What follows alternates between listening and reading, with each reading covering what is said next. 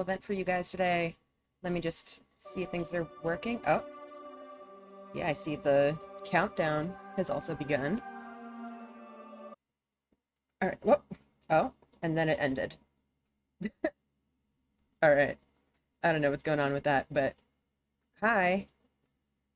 Uh, Let me just make sure things are working on my end.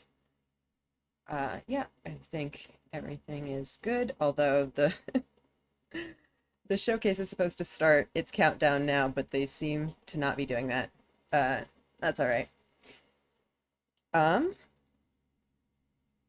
yeah, so, hi. This is going to be a bit of an event here. I'm here for the Aspec Pride Raid Train. I'm going to put some things in the Twitch chat. We've got some commands with info about the raid train and about, awareness for aromantic and asexual identities, all that good stuff. Man, what is going on with the stream? Not my stream, their stream. Although my stream is also doing something weird.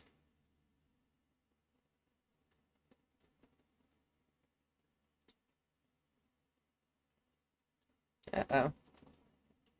What's going on?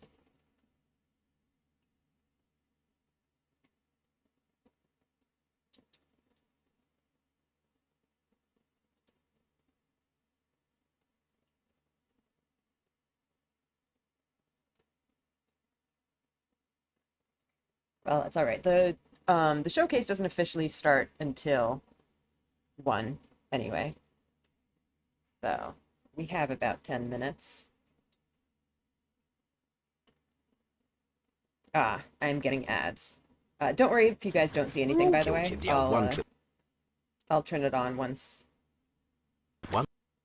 it's working. I don't want to have you guys just watching ads and And while stuff. bundling groceries can be quite the handful. I guess you guys could probably get that audio from the Geico ad.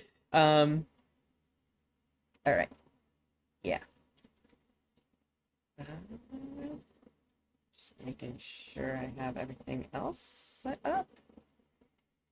Yeah, I think we're just gonna be watching, what's it? I guess just waiting for the countdown at this point. But yeah, I hope you guys are excited. So sorry, I keep like trying to say things, but then getting distracted by my stream thing not working. Like it was showing an ad, but the ad is frozen. So am I going to be looking at this forever? Okay, it unfroze. Yeah, so I guess for context about this whole event, I'm participating in the Aspec Pride Raid Train, which basically means that we have a whole bunch of aromantic, asexual, anywhere else on that asexual spectrum, streamers and creators basically streaming 24/7 from June 5th to June 10th, all raiding into each other. So my slot officially starts at 2 p.m. Eastern time in about an hour. So at that point, the previous, what's it? The previous streamer is going to raid into me, and then at the end of my slot, I'm going to raid into the next person. Why is it? I'm sorry about these ads. I guess you can't even see them, but they're frustrating for me. What's going on? Hopefully, at least this will be over by the time the showcase countdown runs out.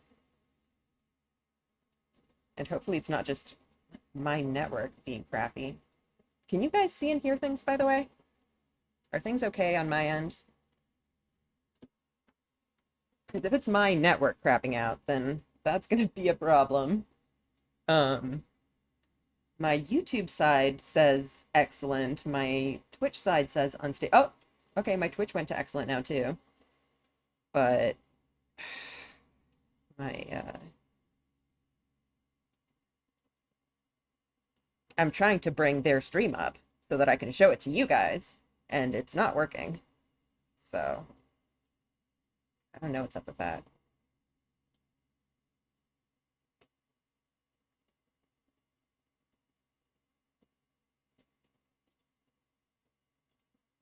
Right. So in the meantime, I'm going to finish explaining what the heck we're doing here. We're going to start by watching the Story Rich Showcase, which is being presented by Fellow Traveler Games. And it's, you know, kind of exactly what it says on the tin. It'll be a showcase of story-driven indie games. And then after that, I believe it's only supposed to run for about 45 minutes, so it'll probably finish before our raid even happens. And after that ends, we are going to do a tier list of the various games I have streamed before on the channel. So that's the plan. And I think that the showcase is more or less working now, maybe? I don't hear it though. What the heck? I guess maybe because it's just the countdown. But no, the countdown says that they have music. Here, let me break that up for you guys.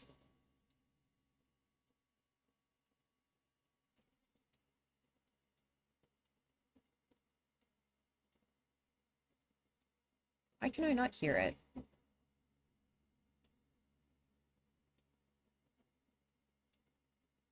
This is an entire mess. Oh boy. I might try.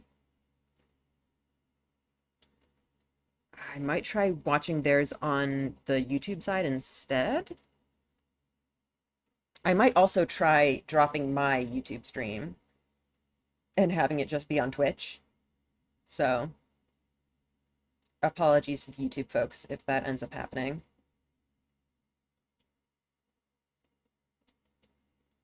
Because I know last time we tried to do a watch along like this, I started with their YouTube stream and that was broken, so I had to switch to the Twitch side. So this time I tried to start with the Twitch one and that one is not going well. Um, yeah.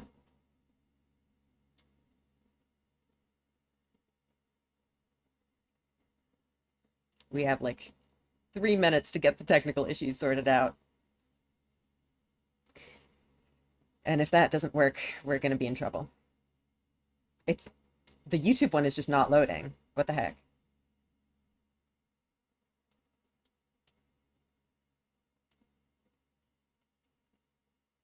It might be because it doesn't like the multi-streaming. I might have to drop the YouTube stream.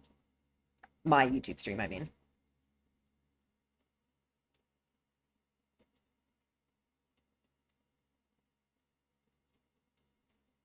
Hello, Polly. But yeah, like I said, you might need to switch over to the Twitch uh version because this is not going so well for me.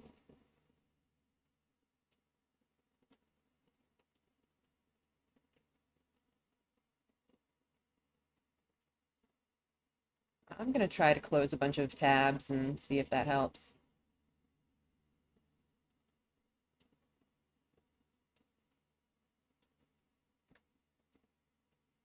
Oh boy.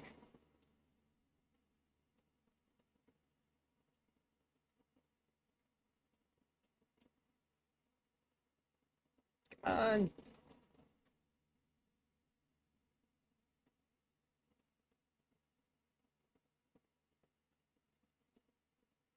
Yeah, I think my computer is really struggling right now.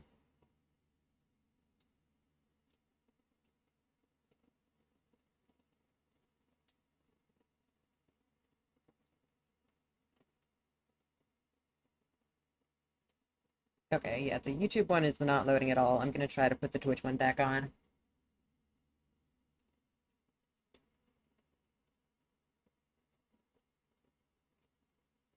I hope it doesn't make me watch the ads again.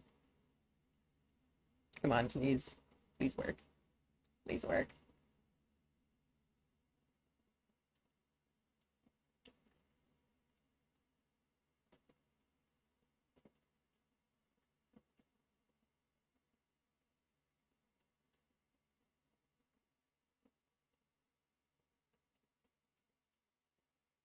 It's loading, I think.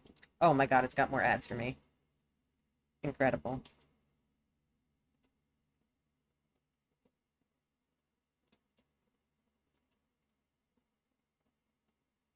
All right, I think I'm gonna try dropping the YouTube side. So sorry about that. We'll see if this works. Bye, YouTube. We'll continue this on Twitch.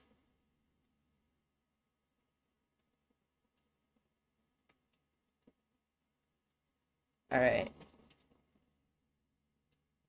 YouTube stream has been stopped. The Geico ad is still running. Hopefully it'll be done soon. Oh, come on, please.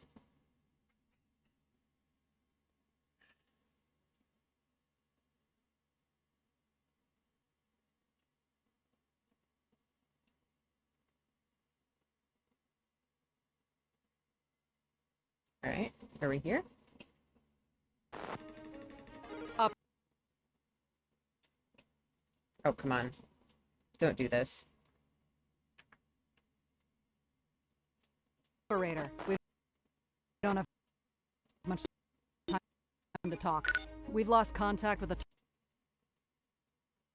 What even is this? Is this still an ad, or is this actually part of the thing? I can't even tell. team. The helicopter was shot down. One agent survived. Your job is to Apparently guide an them out. ad. The mission must be completed. Secure Burn 9 at all costs. Okay, not great. Stay with me, please. Nothing is more important than Burn 9. What's really going on here? The mission takes priority. Operator, tell me the truth. Keep control of the agents. They're an asset, nothing more. You're my only way out of here. Operator, give me an update. Where is the asset? Burn 9, coming in 2026. Okay. Wait, where's my... Dodo, can you hear me? Dodo, come in! Dodo! Alright, here we are. Hello everyone, welcome to the first ever Story Rich Showcase. I'm Spencer from Fellow Traveler, and I'll be your host today. We just saw the debut trailer for Burn 9, a spy thriller from the team at 14 Hours Productions. But that's not all we have in store for you. No. The team has been hard at work over the past few months, reaching out to developers from all over the world. We love and publish narrative games, and wanted to build a showcase where story games could really shine. Over the next hour, we'll have brand new games to show you. We'll have some updates from some of your recent favorites. We'll have some news from teams you may not have heard from in a little while. And what showcase would be complete without some world premiere reveals? Now, let's start the show. All right, Grandma, here we are. Don't Face. open the door! It's that prick, Ellen. Hey, Jessatron! How's my favourite niece? You're already dreaming about all the useless things you want to buy with her inheritance. You can't wait for her to die. What are these faces? They're Why so is funny. there a strange man in my room? We're having Apple crumble. apple crumble. Is not a birthday cake. Huh.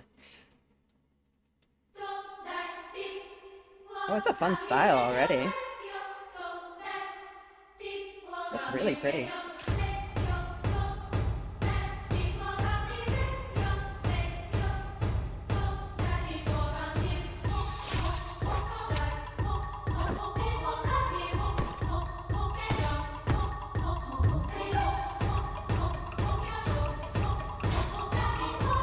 Yikes.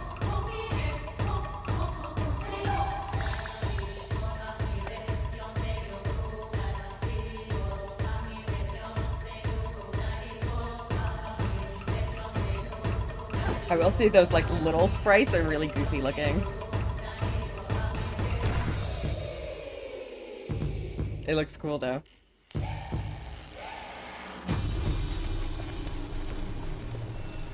Demon-possessed altar boy, incredible. Daniel is an altar boy serving a mysterious church. One night, a demon quietly takes hold of him. When his grandfather suddenly falls deathly ill, Daniel discovers something strange. Every time he performs a good deed, the old man heals. Sounds like a miracle, right? Except, for every act of kindness, a portal to the underworld tears open. Catechesis is a psychological horror RPG where you explore unsettling environments, meet characters you'll care about, and face demons head-on with twin-stick combat, or slip past them with stealth. Puzzles, minigames, and new abilities await. Inspired by Deadly Premonition, RPG Maker classics such as Mad Father, and anime like Evangelion and Jujutsu Kaisen, featuring an original score by Garrod, composer of Valhalla and Yuppie Psycho. If you're ready to descend into the mysteries of this new religion, the Catechesis demo is available now.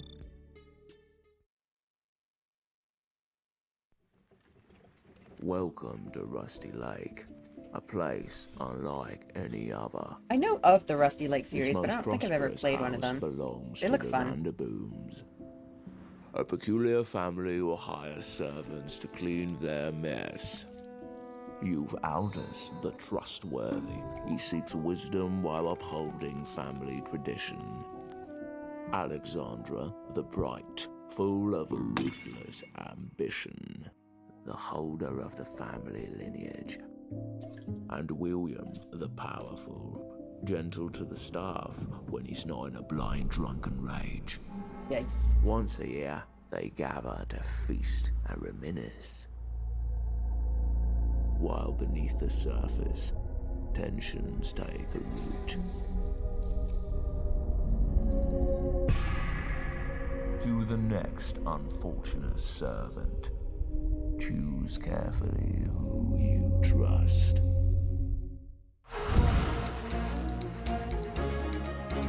Hi, my name is Danny O'Dwyer and I run NoClip, the crowdfunded video game I don't know how the documentary Twitch channel chat on works yet, YouTube. but I got signed up and everything. NoClip Well, thank you 2, for coming our other and channel for where taking we the attempt effort. to discover and highlight great underground Yeah, I think the Twitch and chat indie games. works more or Now, less look, the same I'm as preaching YouTube to the chat. choir here, but you may know that narrative in games is very important. A lot of the games that I played as a kid, I played because of how they looked or what their gameplay was, but I probably didn't realize that I was playing a lot of them because of the stories and the places in which they took place.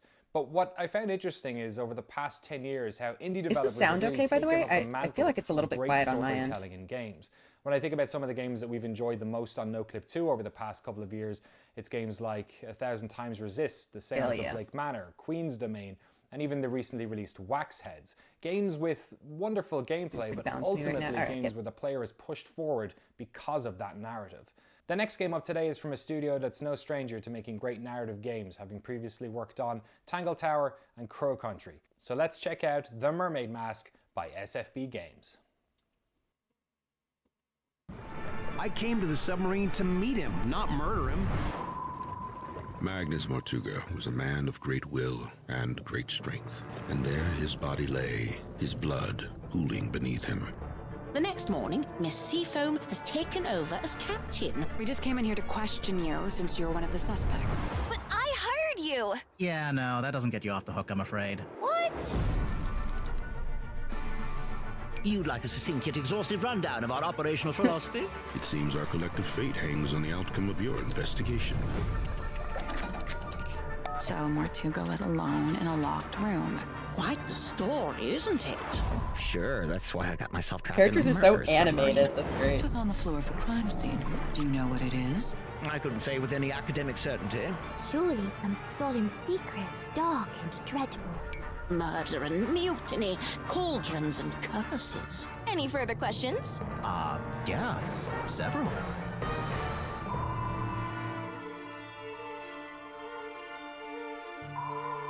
I'm interested in that. Always down for some murder mysteries. That looks fun, yeah.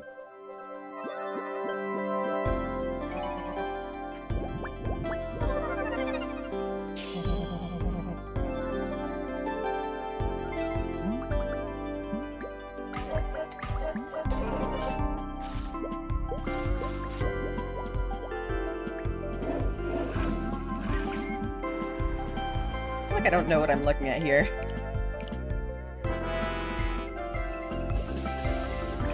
Partially because I think my internet is struggling.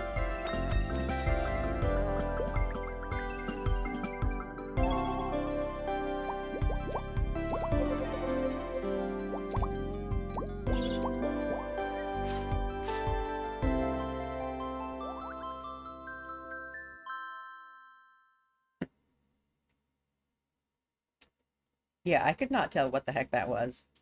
Oh well.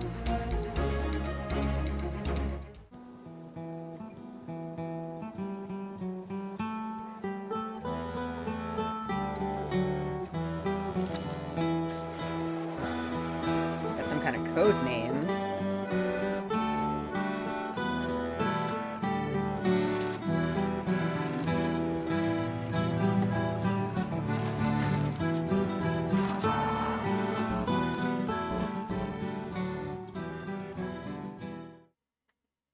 Kia ora tātou, Talien here from Oregon Digital. We're here in Naarm, Melbourne. You may know us from our first game, Umarangi Generation. Well, we're thrilled today to show you off the story of our next game, Penguin Colony, which is an adaptation of At the Mountains of Madness and A Shadow Out of Time. What I missed? This story takes place after They've been going pretty rapid fire. And we asked the question, who his protagonist would have been.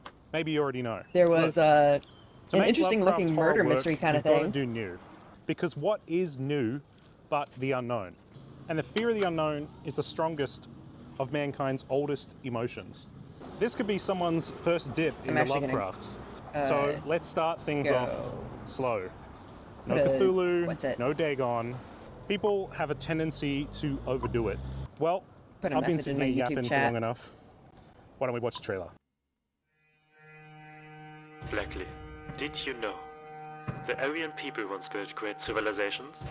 Thousands of years ago, they ruled the entirety of the world. As a man of the sciences, what sits before me? Death on a submarine, the perfect location to be locked in with a murderer, yeah. A being unlike any. Can you imagine the wealth our world would inherit if only a slither of what it knew was given to us?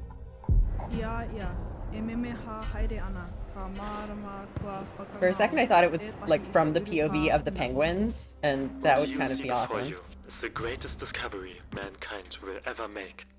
Deep within the city, we shall make contact with him.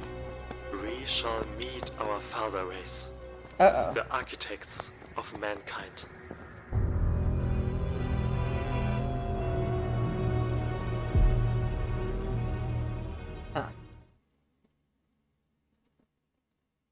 Hi, I'm Madmorph. I'm a creator, and one of the things that I do is find good games and share them with you. There's a very special reveal coming up, but first, here are 3 games that I would recommend that are included in the story-rich mega bundle that is out right now on Steam. This is a charming and creepy adventure puzzle game by Rusty Lake. You are on a train, but every time you pull into a new station, you've moved through the timeline of a character's life. It's called Underground Blossom. In Yuppie Psycho, it's your first day of working for a big corporation. But at orientation, you find out it's part of your job to hunt a witch. It's an unforgettable story set in a dystopian 90s society. And in this game, you're inside your house after an alien invasion, told to keep your doors locked and to stay inside. But then there is a knock at the door.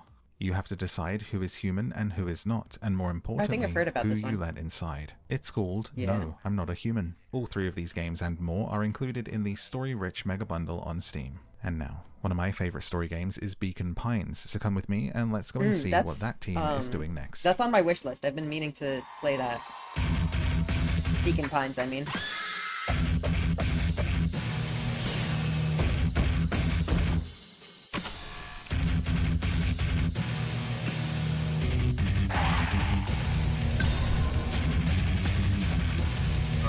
What kind of freaky rhythm game? Oh no, I had banged through my monitor.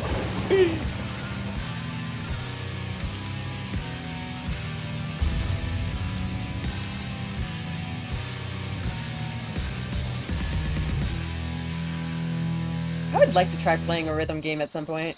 It sounds fun. I'd probably be terrible at it, but it would be entertaining.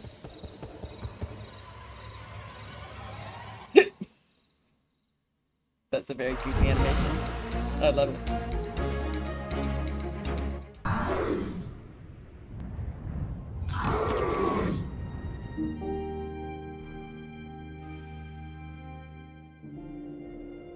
What's going on? What is this place? Bits and Bops, the game on Steam that's pretty similar. Ivy, what happened to me? This place doesn't look like a hospital.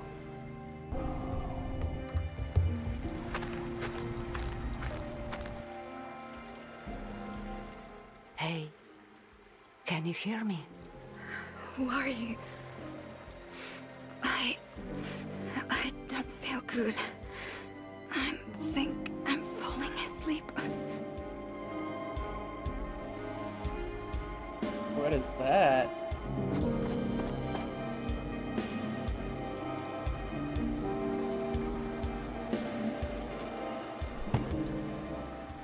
Trisha, don't ever touch my car. Do you even realize what you've done?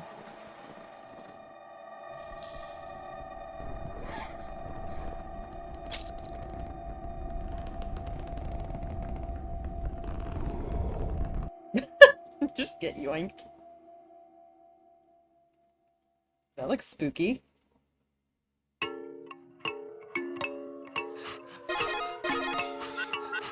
The government found something they thought was a weapon.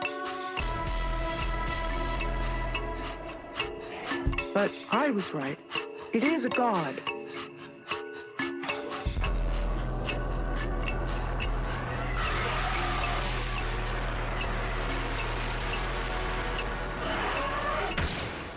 And then she woke up. Like, you think touching the car released the car demon. All the spooky I'm flesh Maddie stuff Myers. is incidental. And I'm Zoe Hannah. We're the co-founders and co-owners of Mothership, a reader-supported website with gaming coverage for her, for them, and yes, even for him. At Mothership, we cover games through the lens of identity. Stepping into the shoes of another person or thing, inhabiting a body other than your own, is always part of the gaming experience. Story-forward titles like the ones in this showcase are very much our thing. Coming up next is a murder mystery adventure game called Duppy Detective Tasha that's rooted in Caribbean folklore. Our heroine must find both the murder culprit and her lost cell phone. That last bit is something I bet we can all relate to. Let's take a look. Growing up, Granny would tell me and my cousin them all kind of old story. About rolling calf, old hig, river mama, the bag of antiques of Sly Mongoose and Brother Anansi. Tell you the truth, I used to think they were just that. Tall tales. But no, it looked like story come to bomb. And I am in the middle of one. What to believe? Who to trust? Or what even is happening? I couldn't tell you. One thing I can tell you for certain though, my name is Tasha Ann Palmer. And I will sort it out.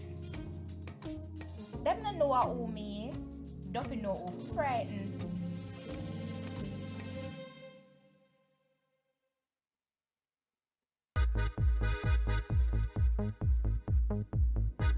Oh yes, Truth Scrapper! Hell yeah.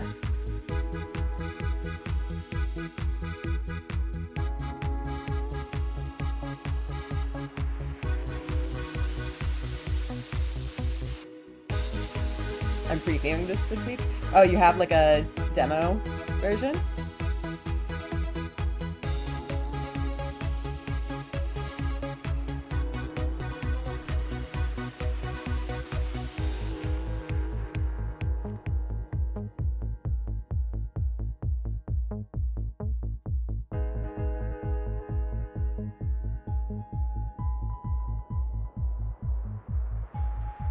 They sent me the demo early. That's really exciting. Wow.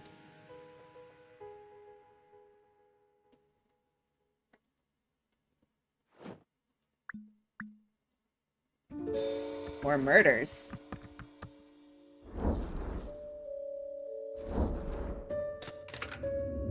Hello, Otis. Welcome to the stream. We are unfortunately having some technical issues, but hopefully you guys can still see things decently well. Always love me a good murder mystery. It's a real good time to be into narrative games, yeah.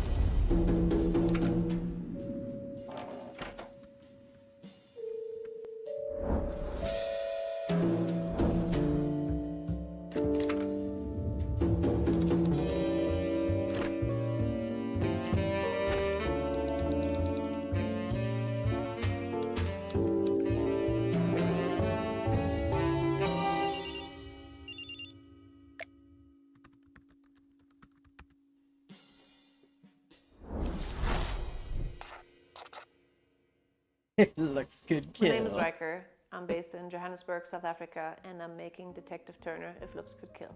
If Looks Could Kill is a murder mystery, and I wanted to basically create a bit of a symbiosis of like this ensemble cast of Knives Out set in the world of The Devil Wears Prada.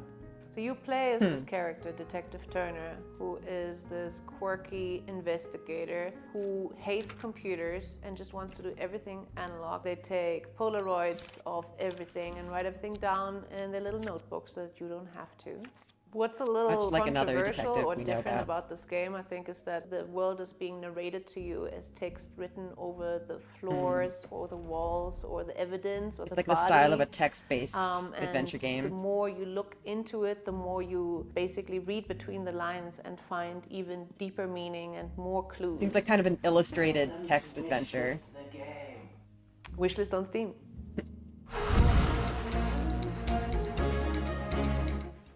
If you like what you've seen today, make sure you stop by Steam and wishlist some of your favorite upcoming games. You may have heard about it before, but wishlisting is super important for indie games and is a great way to show some love to the developers who are working hard to make sure we always have something great to play. Everything you've seen in today's showcase can be found over on the Story Rich Showcase page on Steam for your easy wishlisting convenience. Okay, let's get back to the show. Hi, we're James, Jess and Thomas from Saltstone Studios, and we're really excited to show you our new adventure management title, The Hearth and Harbour. You are Kit Purcell. You've left your home for a fresh start on a new shore, a place that boasts beautiful landmarks, rich culture and plenty of entertainment. But the food, well, the food could use some improvement. And as fate would have it, you've invested your last coppers in a rundown restaurant. With Cyril, your trusty new cook by your side, settle into routine. Every day, you'll need to build your menu, head to the markets, catch up with the vendors, and buy ingredients. Then it's time for service. As customers arrive, they'll need to be greeted, seated, and looked after. Kit will take their order and Cyril will prepare their meals while you balance the needs of your guests against the stress of your staff. In the evening, the city is yours to explore. Invite new customers, progress friendships, and decompress from the long day. And then you do it all again. Good ingredients, good service, and good meals will This build art your style is favor with really the people nice. of Looseport. You'll need to make rent I've never each really been month, into these, but like, favor is as important simulator as coin. games, but Favor it does is look a nice. resource that can be spent to cut deals with vendors or solve problems for the townsfolk. Earning trust will grant you recipes and gifts from friends. These improvements will allow you to create more expensive dishes and to make your restaurant more comfortable for customers, building even more favor and discovering new stories. As the winds change and war threatens your new home, these relationships will be your lifeline. Tensions will brew and resources will become scarce. But if you've been kind, your community will support you when push comes to shove. This new life is a chance to decide what kind of person you are. What will you do when you're backed into a corner? Will you protect That's a others genre I haven't really been or able to get prioritize into. your own Yeah. survival? The best way to support us is to wishlist The Hearth and Harbour on Steam and let us know what you're curious about saying next. Slash it!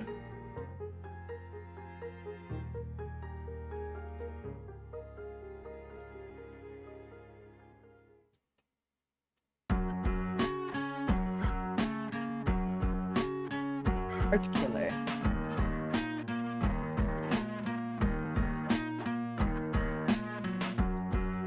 Invest a date? Excuse me?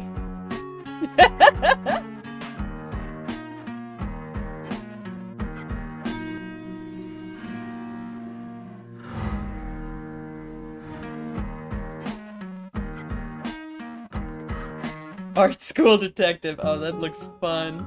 In Grave Seasons, we have a variety of different NPCs, and everyone has their I've own heard of this specific one. role in town.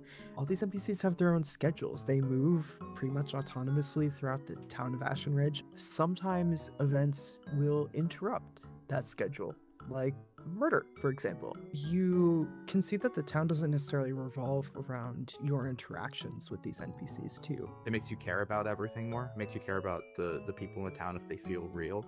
And I also think that when you have the ever-looming threat of murder or violence, it's even more important for you to care about those people. We want the characters and people in Ashbridge to feel like people, and that means that not all the meaningful relationships you have to be romantic. In limiting our pool That's always of good. romance options a little bit, I find that we've been able to get a lot more rich story detail of the romanceable characters. It is no secret that you can romance the killer. that could be an experience you're trying to opt into, is where it could get more dangerous or morally complex. Because of the fact that when you begin again, a different character from our campaign pool will be selected, you can still romance that same character when they are not the killer, and you will see a different side. So it's like a Aside from being a randomized farming killer sim, Grave Seasons situation. is also a horror game. We really do value that sense of loss as a part of the genre, and we don't necessarily want to shy away from the idea that if you don't engage with the horror aspects of this game, you might lose out in some of your relationships. If you're talking to someone and you're like, wow, I hope you're not next, there's an added element, I think, in order to make sure that hits emotionally. A hidden component between horror and sort of cozy is the murder mystery. Even in a game that's sort of as broad as Grave Seasons is, we are thinking of all these mechanics as also vehicles for story, making sure that these storylines are well designed and propulsive, and not just creating content for content's sake. It was really important to us as we were sort of crafting the overall narrative of Grave Seasons.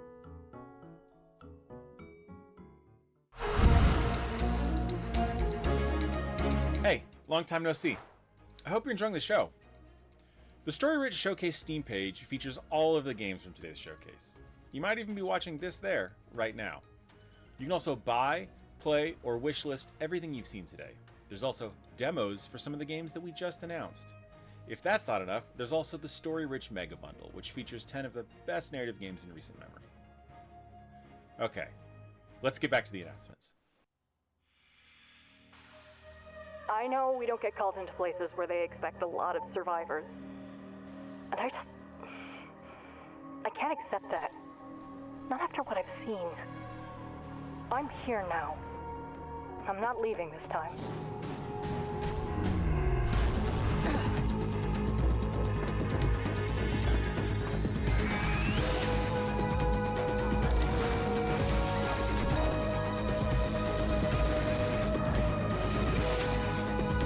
We can do this. We can actually save somebody.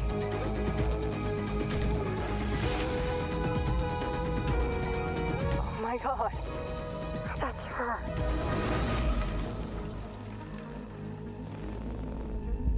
Reconnecting calls. Final report of Dalia Volkova.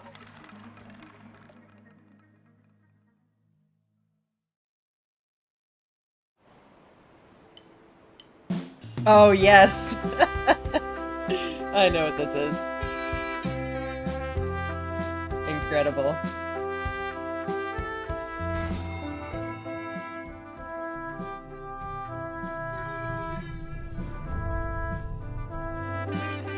The memest of meme games.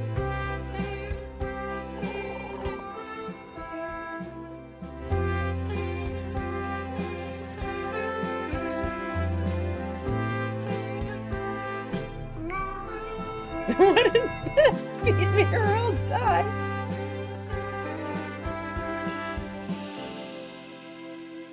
Building relationships. A silly game indeed.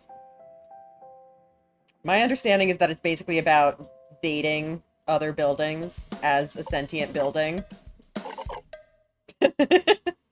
Hi, I'm Juan Pablo from Mercury in Dream, and I'm here to talk to you about our game, Desktop Explorer. In this game, you'll have to navigate through your uncle's old computer and find out what happened to the person he was looking for, and how a program called Desktop Explorer was messing with his head. Everything is computer-centric, so be ready to solve puzzles using computer features you never thought could be used as puzzle mechanics. Ooh. However, this old computer has more to it than just text files. We haven't talked about this in detail in previous announcements, but Desktop Explorer can change quite a bit in its approach to torment its different users. For example, since the computer's youngest user was addicted to a virtual chat room, well, you'll have to read conversations from years ago and understand what made her play along with Desktop Explorer. Combine all of your skills to reach the truth of it all. Remember, Space nothing Outlaw. I is haven't off the played table. that. I heard the name, but I don't know anything about it. We'd love to share more, but we want to leave plenty of secrets for you to find when you play the full game, so please leave us a wishlist on Steam. In an age where people are taking counsel and pseudotherapy from computers, we are taking a look back and telling a story of what happens when we try and solve human problems with the coldness of technology. Will you outsmart the computer? Will you solve the mystery? Will you become a desktop explorer? Thank you so much! We really hope you enjoy the game when it comes out on July 17th. And right now, you can check the demo on Steam. Thank you so much, and goodbye.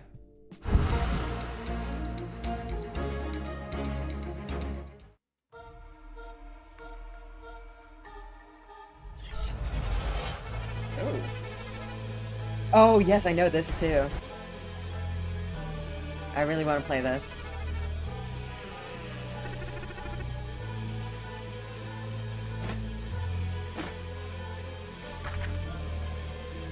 Wait, what? Okay, hang on. Sorry. You're okay, Polly. Oh boy, Nightbot, what are you doing?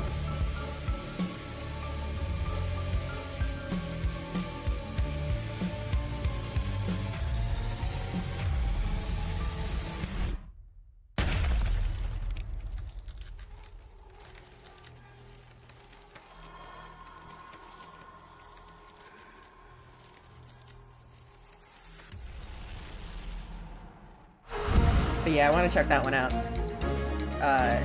Story Raid Showcase is brought to you by the team at Fellow Traveler. We're an so indie many games I'm publishing rapid firing that onto my focuses on wish list, narrative yeah. games, and you may have played some of our past hits, like Citizen Sleeper, 1000 Times Resist, or the recently released Titanium Court. We've had a few games in the showcase so far, like Burn 9 and Penguin Colony, but we have even more to show off. Let's check it out.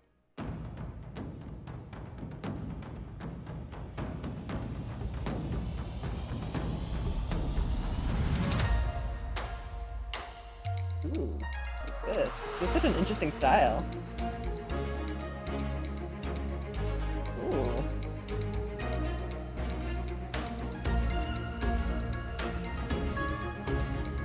Oh boy. Oh, I think I've heard of that, Genesis Noir.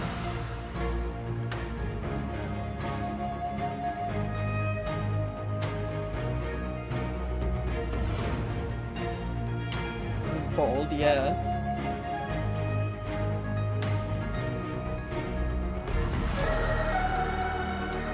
And yeah, I am looking forward to Preview Demon.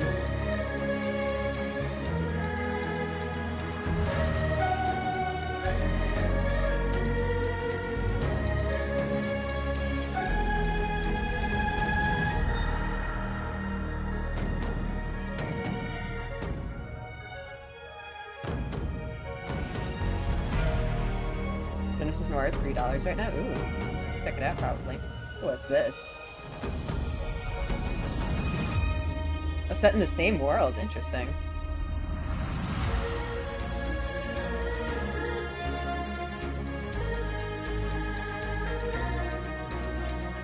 I've heard good things about this one too.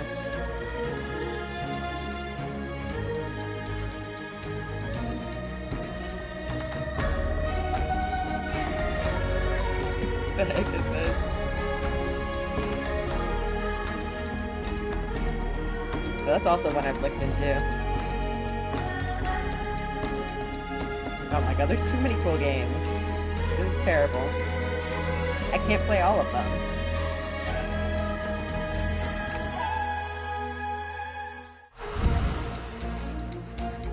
Paradise Killer was cool, yeah. How's it going? It My looked name is Edmund interesting. Tran, and I'm the managing editor of a little website called This Week in Video Games. This Week in Video Games is a completely independent, reader-funded website covering games and the games industry. Thanks to our supporters, we're completely commercial-free, which allows us to focus on the stuff that actually matters instead of appeasing algorithms. Things like curating stuff that's actually important, as well as working on in-depth reporting, long-form writing and developer interviews, and making sure we respect your time as well as our own. We absolutely love narrative games because we know they have the capacity to tell highly evocative and effective stories, and that the full potential of the medium and its methods have yet to be completely realized. Each year, we discover new narrative games that hit us in surprising new ways, which is why we were so keen to get involved in this showcase. And since we're based in Australia, we know firsthand just how many amazing independent video games are being made down here. So we're very pleased to be able to introduce these next titles, which have been on our radar for quite some time and are now on yours. Oh, you've got no idea what you're caught up in, do you, Pet? When you signed Ghost to that house of hers, you didn't just attract Janet's attention. You put you and your this is some smack weird stuff. bang in the middle of a cosmic battle between good and evil, the likes of which you couldn't possibly handle. That's your dreams? Really? Nah, she's just a bitch. Vile puzzles, that's incredible.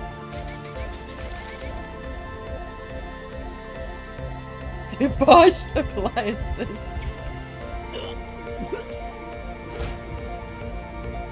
Oh boy. Rental hellscape. Jeez. Slumlord and a witch. This is wild. Yeah, this is like way on the weird end of the scale. Like, I don't know if it's really my thing, but I appreciate that it exists. Hey, Dave here from Powerhoof. Last year we put out a pulp adventure thriller called The Drifter. And that's yeah, also now I want to tell you about my 90s inspired point and click fantasy adventure epic called The Talien. Join friends Pendar, Tanny and Wit as they flee the Shadowfell, along with a two-headed rogue, the axe-wielding uplander Otar, and an army of skeletons. It's your first night away from Willow's Dean, and you have first watch. The Talien started as a kind of nostalgia project for me, like sort of evoking the books and games that I've been in love with since the 80s. The art style's in glorious 16-color EGA with like a 4:3 aspect ratio and stuff. Yeah, so like really like Sierra games that I grew up playing. And the soundtrack by Brandon Bloom, it's like straight from that era. It even sort of plays on the hardware that was used back in the day. The story's all the fun, tropey fantasy stuff that I grew up reading too, with the twists and turns that you'd expect from the writer of The Drifter. It throws you right into the action. Imagine it's the first night Bilbo leaves the Shire and Gandalf's just had his throat slit. That's the setup. Oh boy! Then yeah, throw in a That's magic system, something. multiple player characters, an army of skeletons at your control, and you've got the Talien. Gameplay is a kind of a mix of old and new. There's no getting soft locked if you miss an item or like crazy moon logic puzzles. And yeah, it's point and click. There's no like typing in, look around. But like those early games, looking around is a big important part. Yeah, so there's like a dedicated look cursor. I sort of love how immersive some of those old games feel, despite their simplicity, just because you're really in the world, reading descriptions as you look around the room to get hints at what to look into more. So yeah, book one of the Talien, Winter's Dawn, is available as a demo on Steam right now. I've put out early versions of the first 3 books already, and yeah, once the 4th is complete, there'll be a sort of finished story, and I'll package them all up together here on Steam. And yeah, I really hope you'll have as much fun playing them as I've had making them, because it's been a blast.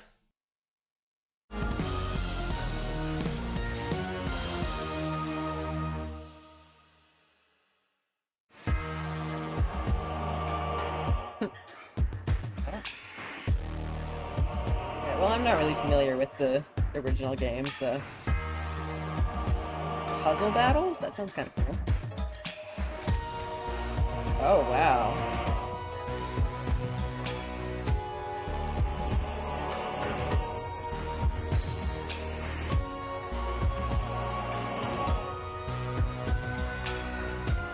I love that it's censored.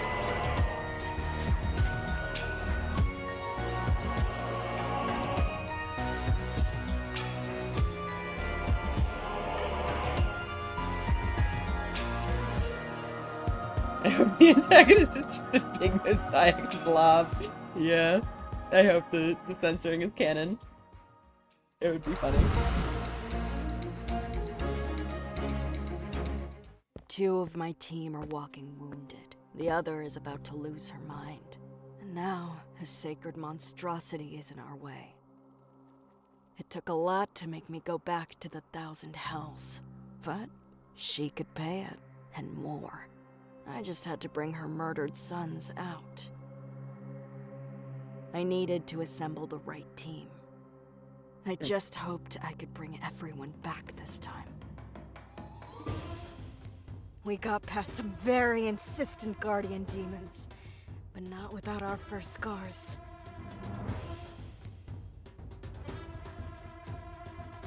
I was glad I'd recruited a singer when we met shades who demanded funeral songs. It was that, or be torn apart. So here we are, just worn down husks. But maybe we can still nick what we need from under the monster's snout. Well, at least most of us survived for our appointment with Queen Death. Your world heists. That's intriguing. Hi, Gareth Damian Martin here, creator of In Other Waters and the Citizen Sleeper series. I hope you're enjoying the Story-Rich showcase so far. I'm dropping in for just a little announcement. I'm happy to reveal that Citizen Sleeper 1 and 2 will be releasing on Nintendo Switch 2 on June 25th. If you already own either game, you'll be able to upgrade to the Switch 2 edition for free on that day too. But that's not all. On June 7th, that's tomorrow, I'll be in the PC Gaming Show to reveal my brand new game in a world premiere. The show starts at 8 PM BST, 12 PM PDT, so don't miss it. I'll see you there.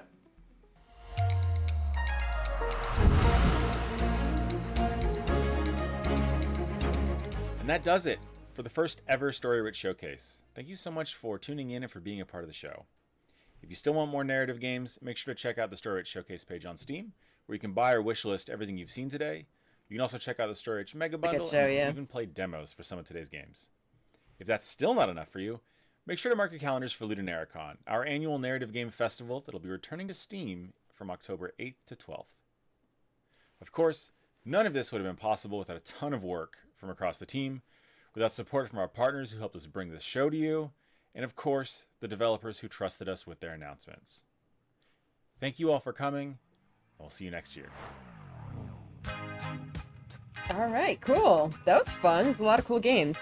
So I think I'm going to run to the bathroom real quick, and then we're gonna have about 15-ish minutes before raid time, so we could either get right into tier listing, or I was thinking we could maybe go to their Steam page and take a look around.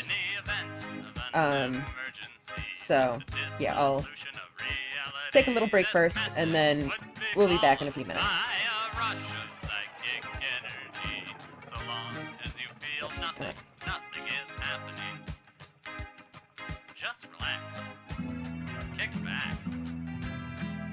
Okay, come on, no, stop. Alright, BRB.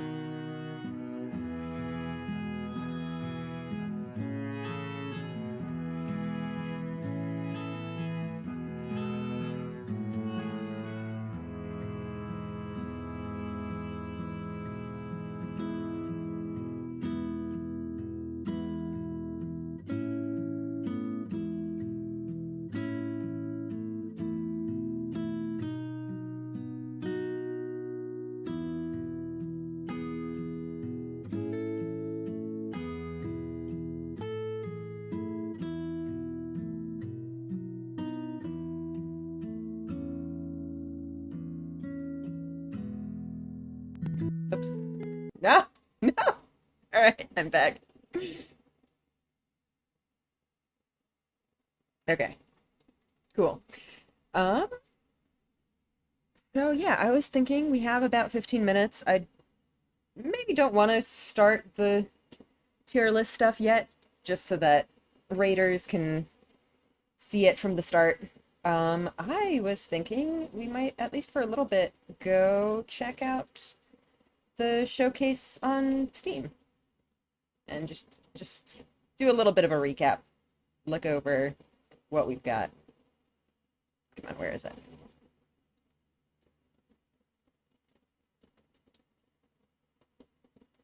That's not it.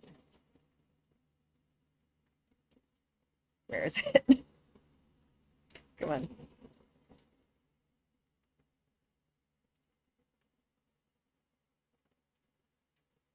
Okay. Go.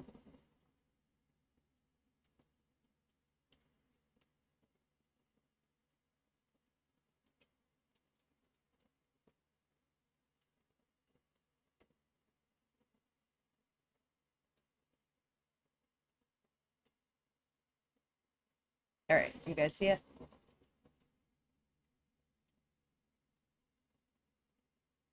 You can turn that off. That's the one that I was like, I don't know what the heck that is. Maybe we can take a look at its page. This was like the rhythm one that looks interesting. This is the one that was playing at the very start, so I might have missed a little bit at the start there. What's this all about?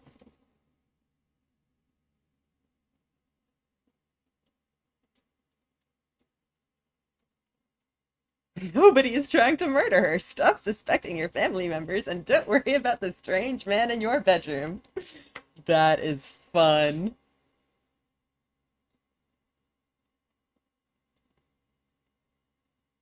Is it time for cake yet?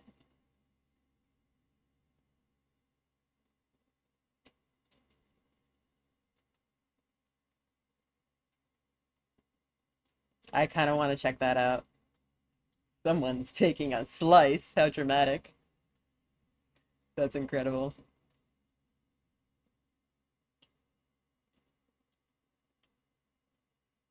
Your beloved grandma. The weird man in your bedroom. Why is there a weird man in your bedroom? All right, I think I'm wish listing this. Oh, come on. Can I wish list this? Thank you.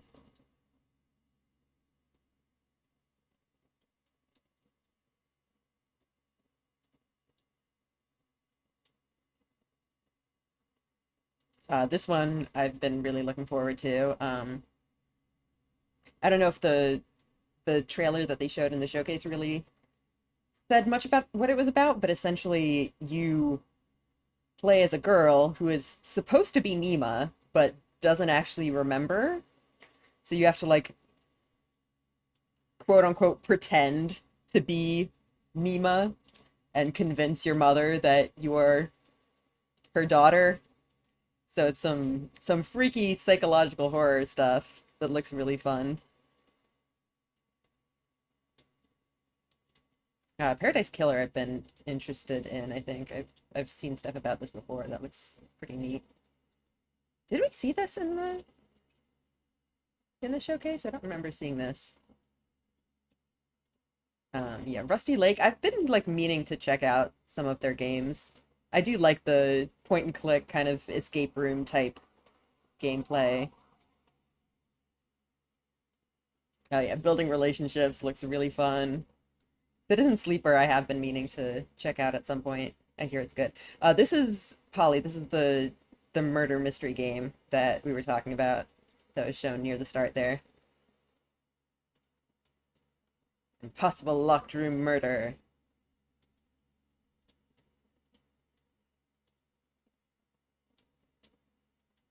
I have not played either Tangle Tower or Crow Country, but this one looks intriguing. Tangle Tower sequel? Yeah, I don't really know anything about Tangle Tower. Why are things not loading? Can I, like, see stuff? Oh, come on.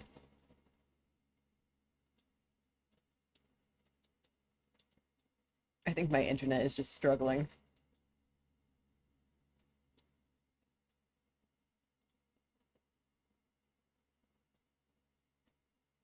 I'm gonna go ahead and wishlist that.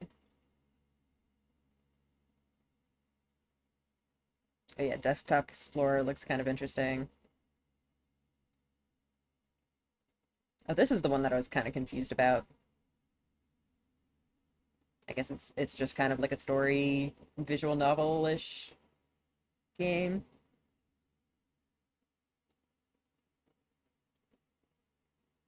This is the super weird one.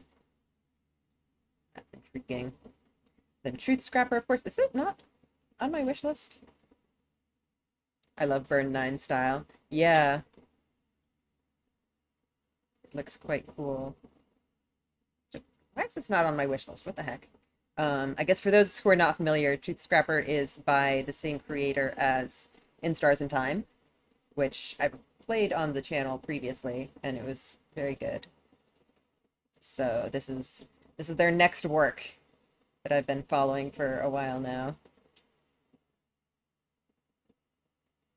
Looks pretty cool. And basically, like, the main character's memories get reset every day, so they just have to, like, record things in their scrapbook to remember the next day, and you have to choose which memories to keep.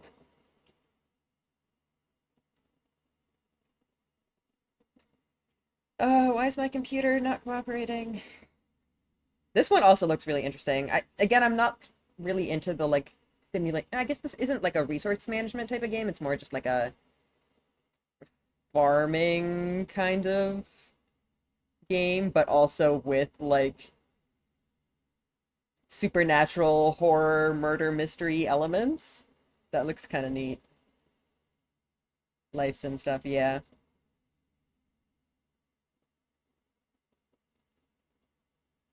Someone in the town is a supernatural serial killer. And from the sound of that presentation, it's like randomized, so it can actually be different in different playthroughs. Fun stuff.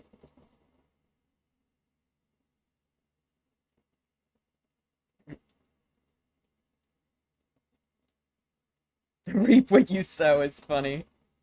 A deadly farming sim.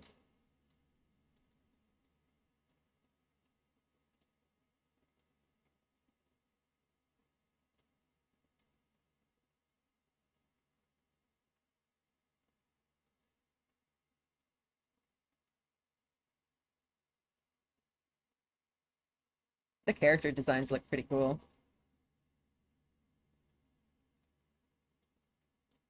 Yeah, this is the kind of crazy looking one.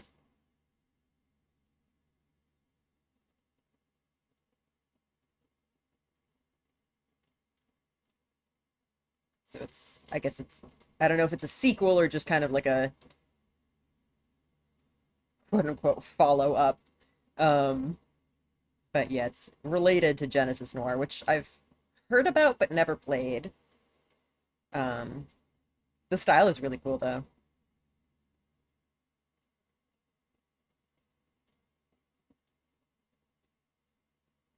Is Genesis Noir on my wish list or anything? I think it's not, actually.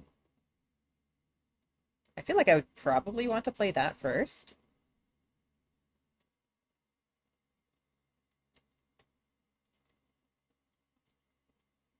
Look at that. That's really cool. Look at that composition.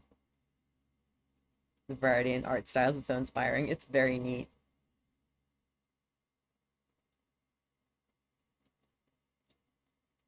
Beyond time and space. 2 timelines. That's fun. Okay, well, I'm not going to read more about this because it sounds like spoilers for Genesis Noir. 2 parallel realities. Okay. I guess I have to go play Genesis Noir now. 1000 Times Resist, of course, was incredible. What the heck even is this? This penguin colony thing?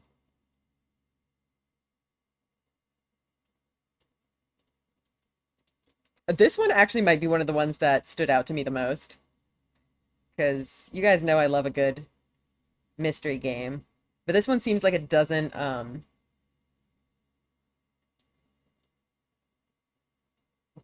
take itself too seriously. It seems a little bit goofy. And I'm always looking for games to kind of break up the very dark content that I tend to stream on my channel. Hello! There's a raid here. Hi, guys.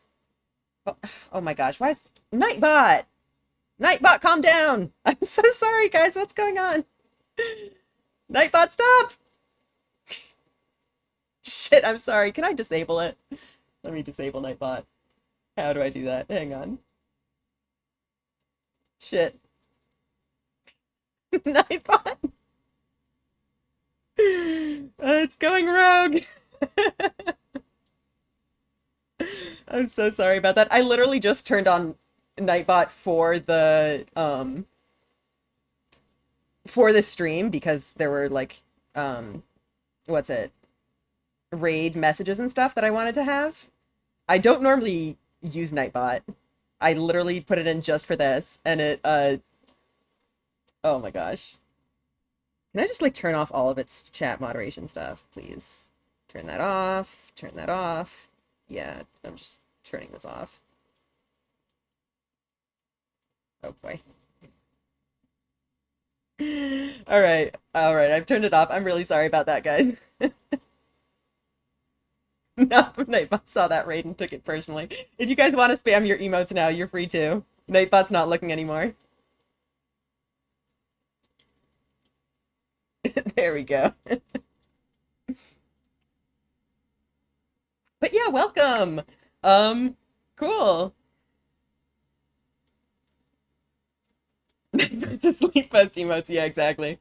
So I'm Talien Trevere. Welcome to my little corner of the internet. I mostly stream kind of whatever I feel like, honestly. But yeah, this whole stream has been such a mess. It's been so scuffed. You guys weren't here for the showcase. So we started the stream with the Story Rich Showcase, which is finished now, but that was also giving us a whole bunch of trouble. Yeah, so I'm Arrow Ace. I go by any pronouns. Welcome. We're here today with the Aspec Pride Raid Train to celebrate aromantic and asexual identities and all that good stuff. Thank you for joining us for that. Yeah, cool. So, I don't know, what do I say?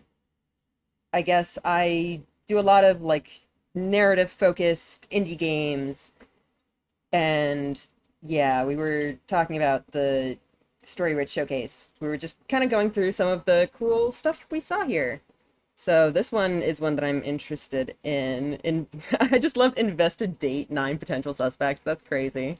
Use psychic powers to astral project into the art world and discover secrets. What the heck is all this? I love it.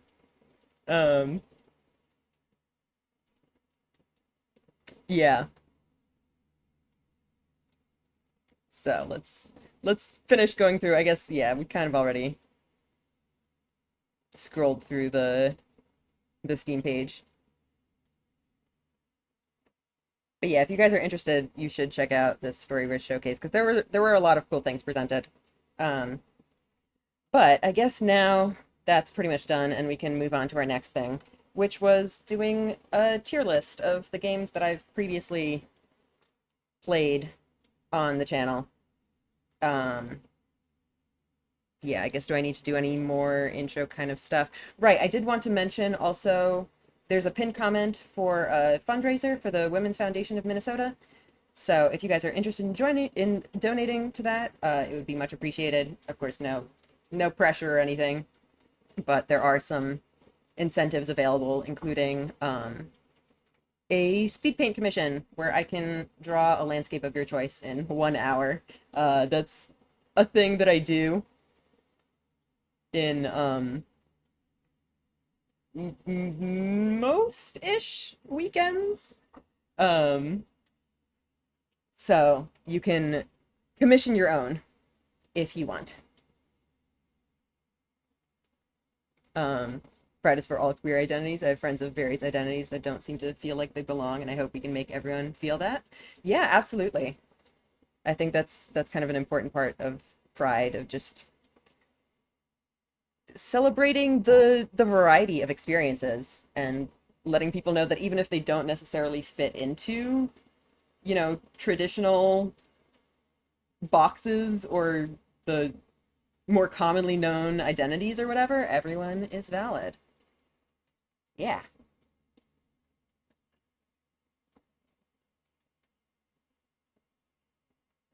Yeah, on this, the month of Pride, we've all got to support each other. Yep, sure thing.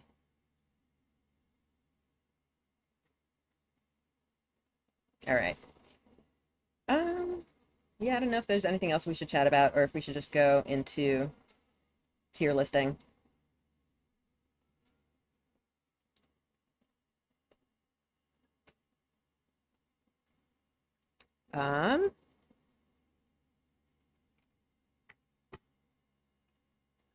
Okay, but yeah, I guess welcome, guys. I hope you enjoy your stay around here. And thanks for joining us to, you know, celebrate Pride.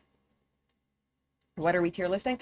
We are tier listing the games that I have previously played on my channel. It is a little bit of an advertisement for my channel because you can see all of the playlists for all of these games over on my YouTube.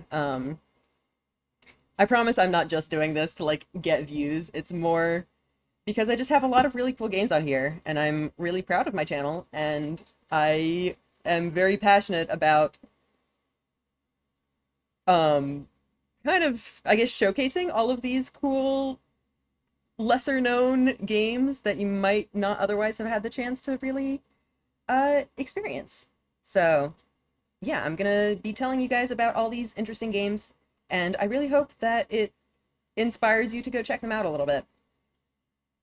Showcasing cool games is my favorite part of streaming. Yeah, me too. Yeah, there's just so much stuff nowadays. I'm surprised you don't have an Amaranthus tier just for Amaranthus. You know what? I was genuinely considering doing that. I might actually end up doing that. It might happen.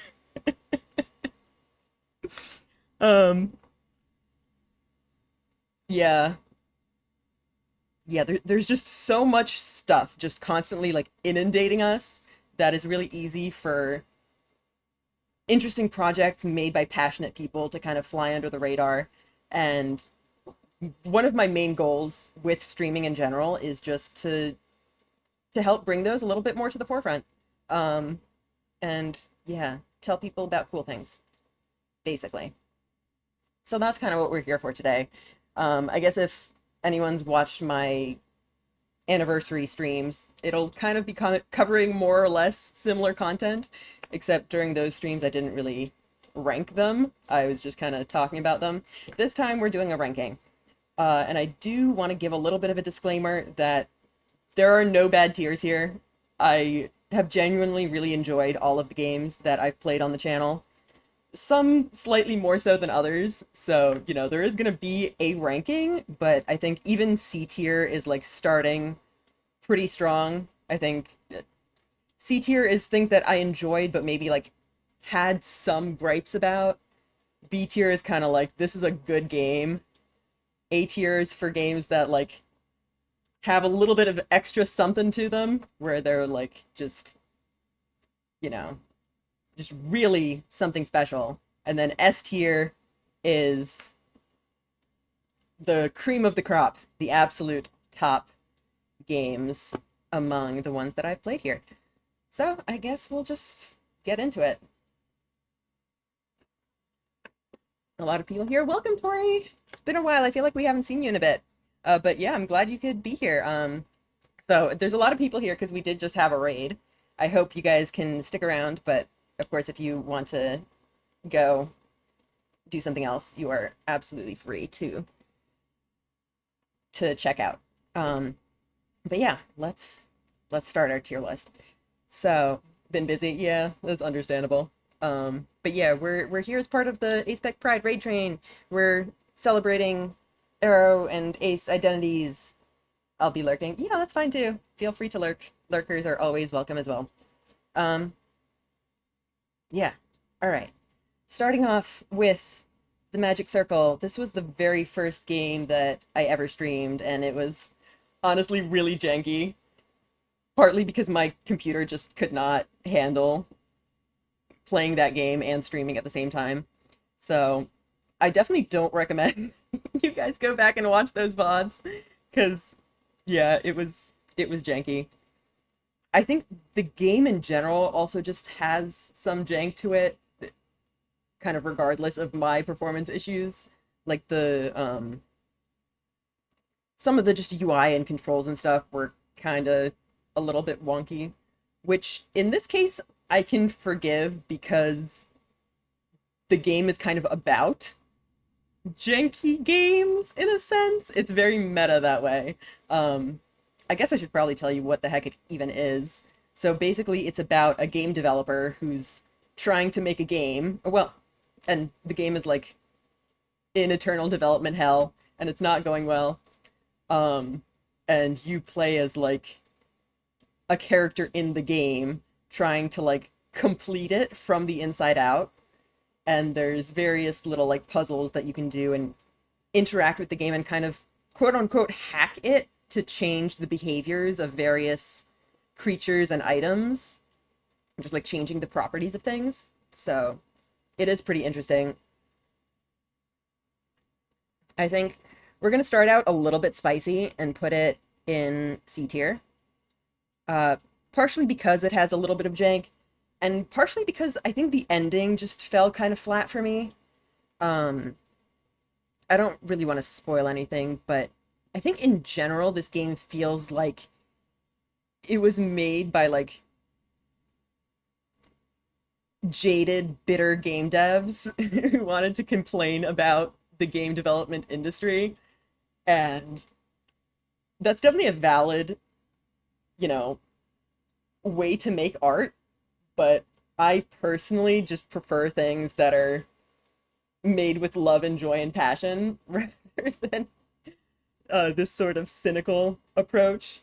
So yeah, I think the ending in particular really felt like it embodied that sort of cynicism for me, and it just didn't really land well. It just felt like the people making this game just hated gamers and game developers.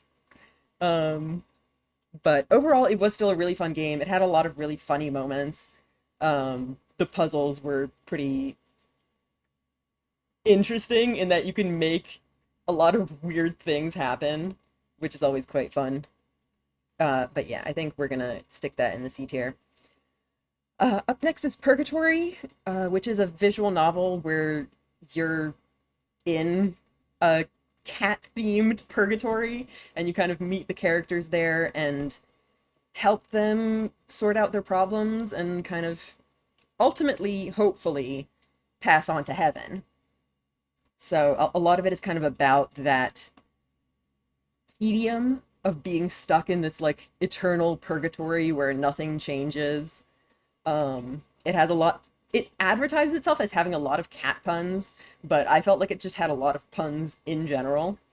So it's a pretty funny game. Has some fun dialogue, fun characters. Yeah, cool little game. I think it's free and it's pretty short, so definitely easy to pick up and get into. I think I'm going to stick this in B tier. Like, it's a good game. I don't have any complaints, but it doesn't have anything really that exceptional about it that I would bump it up to A tier. So I think B is good. Hang on, I'm gonna go turn off my air conditioner. I'm getting like chilly in here. Ah.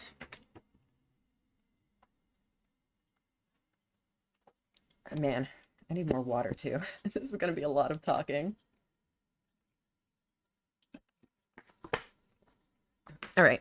Yume Nikki is, of course, a classic. It's inspired, I know, so many other games in that genre, which I feel like kind of works both to its benefit and detriment, because I feel like when I was playing it, I couldn't help but compare it to other games. I think most specifically Omori, because that's kind of the most similar thing that I'm the most familiar with. And it was definitely interesting to see how you could tell really the ways that inspired Omori, and the ways that Omori also like built upon that and kind of refined a lot of those ideas and added onto them. So Yume Nikki is basically about a girl like traversing a dream world. There isn't really much by way of story or gameplay, really. It's just kind of mostly just exploration. Like, you just walk around and interact with things and experience these wacky dream environments. I still need to finish Amori. It's a really good game. Yeah, it's so Yumeniki is mostly, yeah, just kind of more of an experience than a game. It's very experimental, kind of. I'm stuck in the very last bit of Amori because of the I'm bad with horror, you see. Yeah, that's understandable. I think this Yumeniki was like a horror-y, but I never found it scary. It had some like slightly creepy bits. But yeah, I don't know if I would, yeah, surrealist. Yeah, it's more surreal than scary, I would say. I think I'm also going to go ahead and put it in B tier, which I think might be sad for people who are fans of this game, because I know there are a lot of people who love it a lot, but honestly, I think I would have liked it to have more of a narrative. Amori and Yumeniki both feel like PC98 horror and Junji Ito are very big inspirations. I'm not really familiar with Junji Ito, so I can't really say for sure about that. And then Amori or Earthbound is obvious. Yeah. But yeah, I think the comparison to Amori is maybe a little bit unfair to Yumeniki because it's not trying to be that, you know, it's not intended to be that kind of game. But I guess I would have just liked it to be a little bit more of that kind of game, which it is what it is, I guess. Yeah, Strange Horticulture is a puzzle game where you basically run a slightly spooky, slightly witchy plant store, and you have customers that come in and you fulfill their requests for various different kinds of plants that have various different magical effects. I don't have like a ton to say about this game. It has a good atmosphere. It's very kind of... Yumeniki is much older, so I think if anything, Amori is a bit inspired by it. Yeah, for sure. I think that was kind of where the comparison comes from, that Amori takes a lot of the concepts from Yumeniki, and then builds upon them.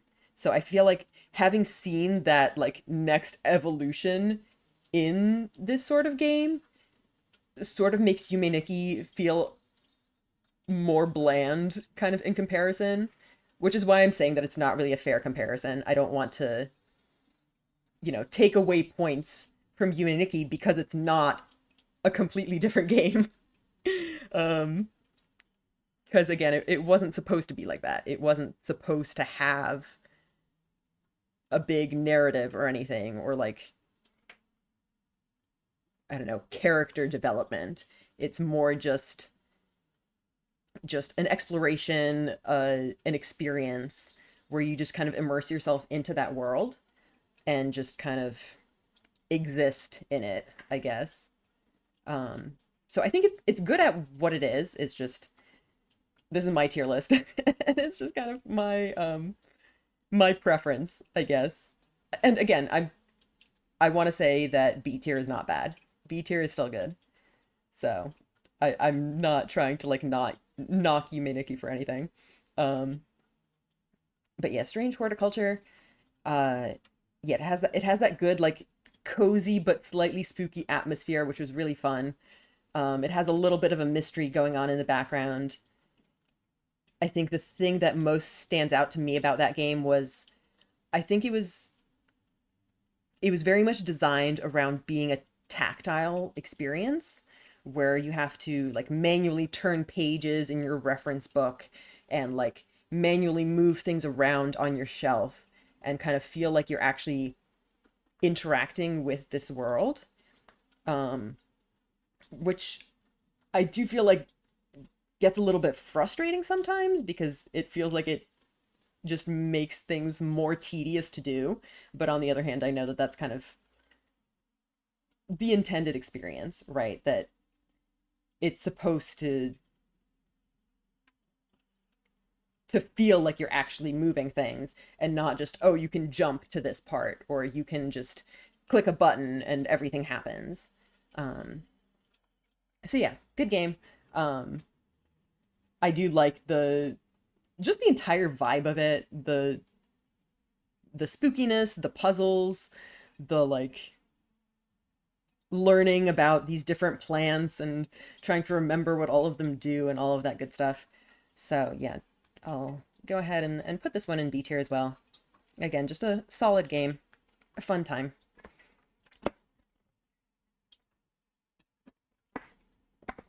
Up next, we have Slay the Princess. Oh, Slay the Princess.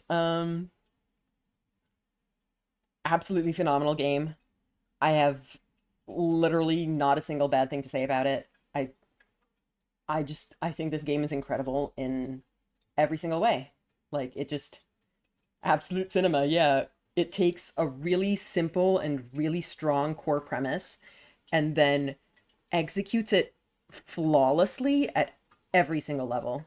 I have nothing but the absolute highest praise for this game. Easy S tier, no doubt whatsoever about it. The writing is incredible. It can be funny and witty and heartbreaking and heartwarming and philosophical and thought-provoking. The art is absolutely breathtaking, like incredible artwork. The voice actors, the entire thing is voice acted by 2 people, and they both knock it out of the park. Just literally everything about this game is incredible. I guess I should probably also tell you what it is. Basically, it's a visual novel where you find yourself in the middle of a woods, and there's a narrator telling you to go into this cabin and slay the princess, because if you don't, the world will end. And you have to make decisions based on that information and on your interactions with the princess. Decide how you're gonna treat her, whether you're going to try to kill her, whether you will hesitate when doing it. It's a really incredible game with some just absolutely crazy branching, because basically anything you do in this game can send the entire plot careening off into God knows where. It has just so many different paths that are completely different from each other, and it's just it's done so well. I don't have enough like words to describe how amazing this game is. Definitely one of my favorites that I've ever played on the channel. It's pure cinema. It is art. It is absolutely an S tier masterpiece, and it deserves every bit of that, I think. Oh my gosh. I think the one thing about Slay the Princess that sometimes makes me hesitate to recommend it is just because it is a horror game, and it does have some pretty intense content in it sometimes. But I always tell people that, like, even if you're not normally a fan of horror games, if you have, like, even the slightest, like, what's it? I don't know what words I'm trying to use. Like, if you have any tolerance for horror at all, even if it's not normally your thing, I highly recommend you check out Slay the Princess. It's just so good. Just absolutely incredible. Nice and gritty. It can be intense. Like, there's some serious body horror stuff in there that can be, like, hard to look at. Which, by the way, the body horror is incredibly beautiful. The actual art of the body horror is phenomenal. But, you know, obviously it's not everyone's thing. Man, Slay the Princess is something else. I guess moving on to A Space for the Unbound, which is like a adventure game about, I don't even know how to really describe it, especially without spoiling things. Basically, you played the demo of this, of A Space for the Unbound. How do I describe this? It's also sort of a surreal kind of game where you play as like a high school boy who's like hanging out with his girlfriend and stuff, and there's just weird kind of reality bending things happening, and you kind of have to figure out what's going on and try to fix it, and yeah, just kind of navigate the weirdness of it all. And honestly, I feel like this game might not be like my favorite of the ones I've played here or anything, but it's probably just like the most me-coded thing in this entire setup. It's just, it has all of the things that I really enjoy in a game. I just love its sort of whimsical surrealism, and that the mystery and suspense of it, of like you don't know what's real and what's not. It has some really amazing pixel art as well. It's a really good game. Yeah, I don't really know what else to say about it. It's beautiful, and it has a good story, and yeah, I'm really into the whole vibe of it, you know? It just has an atmosphere of that like magical, surreal, like it just interesting stuff. I'm gonna go ahead and put this one in A tier. It's a really good game. This is a lot of talking. I'm gonna need more water at some point, I think. Seemed interesting, but I haven't bought it. You should check it out. I definitely recommend it. Next is If on a Winter's Night for Travelers, which is a bit of a mouthful. Yeah, forgot the word for a second. Which is a like pixel point and click kind of game that kind of, it describes itself as being this collection of like 4 interrelated stories, which honestly I feel like was kind of false advertising. So it is also kind of a horror game.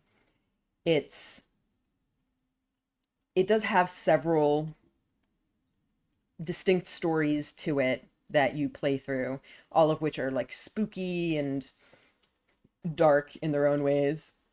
Like 5 games here on my wish list because of you. That makes me very happy to hear. It's what I'm here for. I love getting people interested in these games.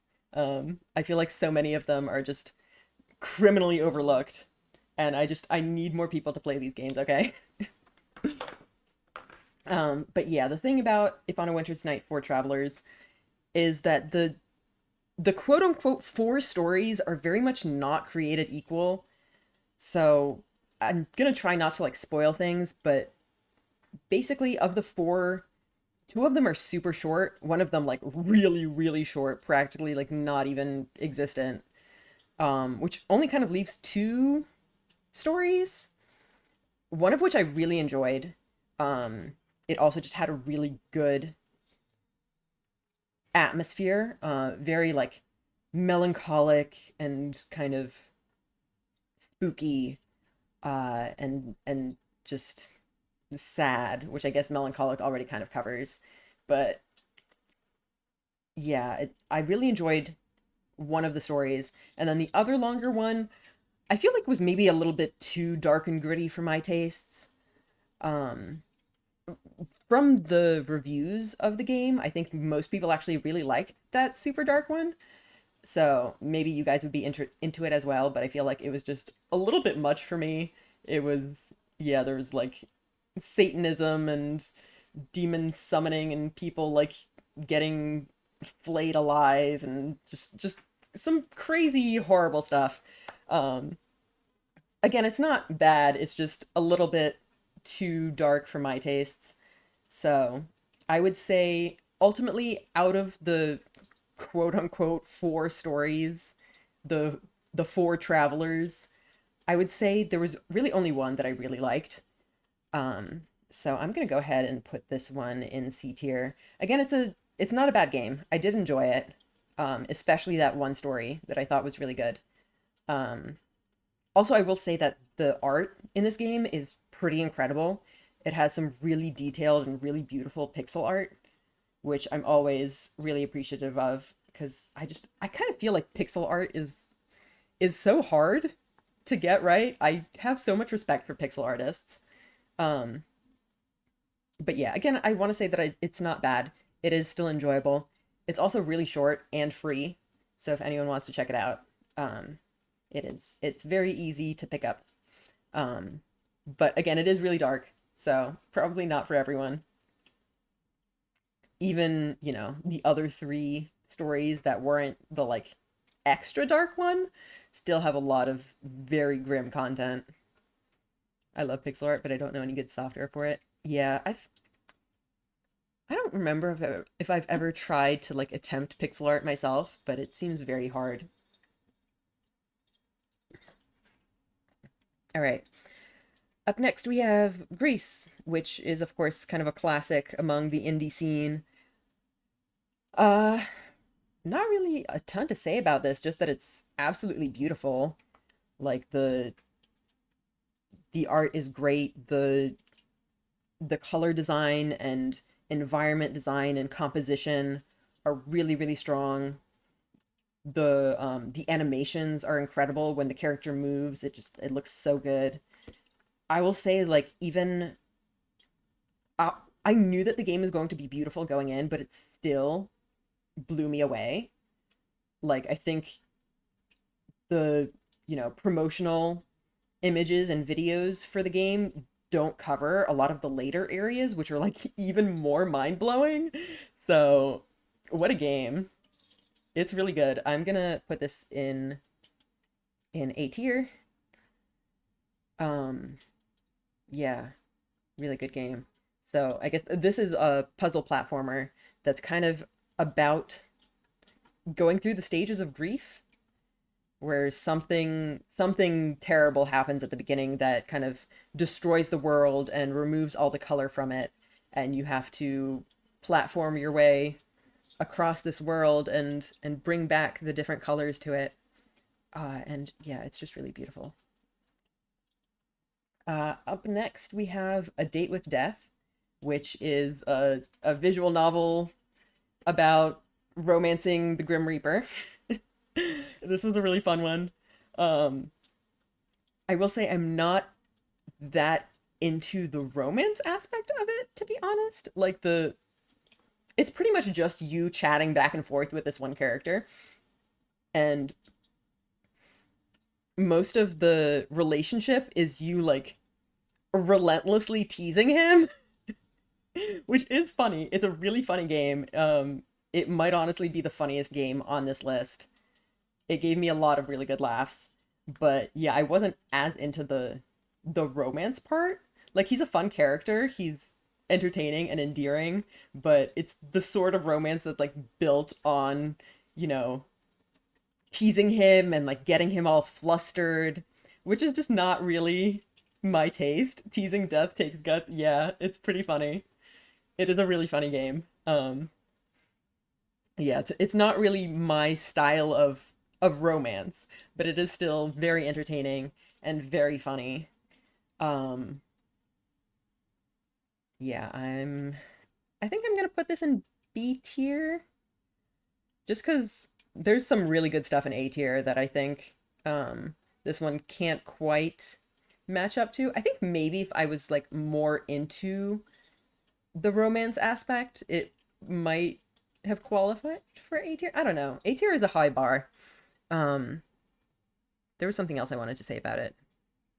Right, that it did actually also have some pretty good emotional moments. I think there was one like bad end route in particular that like really got me. So it's not all hee hee ha ha around here. It's a good game. I had a lot of fun with it.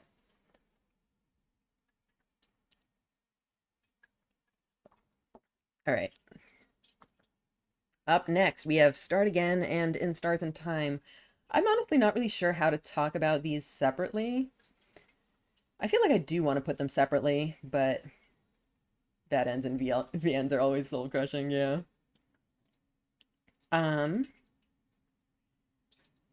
So I guess Where do I start with this?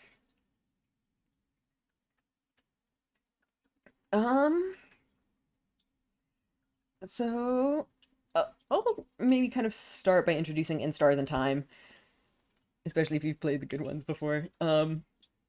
Yeah, so it's an RPG about, well, it's a time loop RPG where you have to fight your way through a castle and beat the boss, and every time you die, you go back to try again, which is pretty standard RPG stuff, except in this case, the protagonist is aware of it. It's not just a gameplay convenience, but an actual literal time loop where the main character can die, can experience... I mean, the other characters don't typically die. It's more that they just, like, get knocked out. But yeah, can experience failure and just, like... You know, seeing the way that affects them. It's... I think I referred to it as mental breakdown simulator at some point. So Start Again is the prologue. The main character isn't having a good time of it. Yeah. So it's the prologue. It was kind of released as like a demo sort of thing before the main game. And it's like suffering, yeah. It's it is, I don't really want to spoil exactly how it's related to the main game, but it's not necessary to play if you're doing the main game. It's just kind of a fun side content that was kind of a precursor to In Stars in Time. On that super timing hunt, yeah. That's basically what it is. Like, just try over and over again until you can surpass the next obstacle and make your way farther towards your goal. It gives you a fun oh moment, but not much more. Yeah.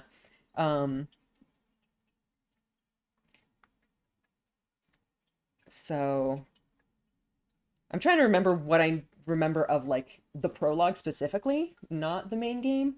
I remember finding it interesting how it kind of... So the main game starts you at, like, the beginning, before you even get into the time loop and before you even get into the castle. But the prologue actually starts you, like, deep in the process. It's like you're already in the castle, you're already many loops into the time loop, and it doesn't really give you much context on that, so you kind of have to figure out how you got here and, like, you know, who you are as a character, like who is the character that I'm playing as. You don't really get the introduction to that. You're just thrown right into it. You're already in full suffering dissociation mode. Yeah, exactly.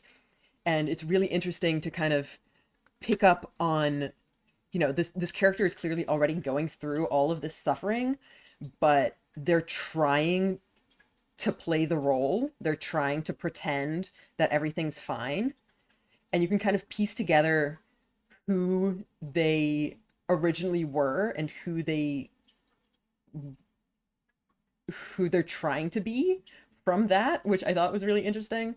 I think the way you get the different endings is super interesting. Yeah, that's actually the other thing that I wanted to say was there's some mechanics from the prologue that I think didn't really make it into the final game, which I think is understandable because I don't think it would be feasible to make this work on a much broader scale.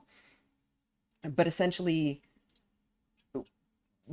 the other characters can pick up on you kind of being weird and you, like, skipping through dialogue even.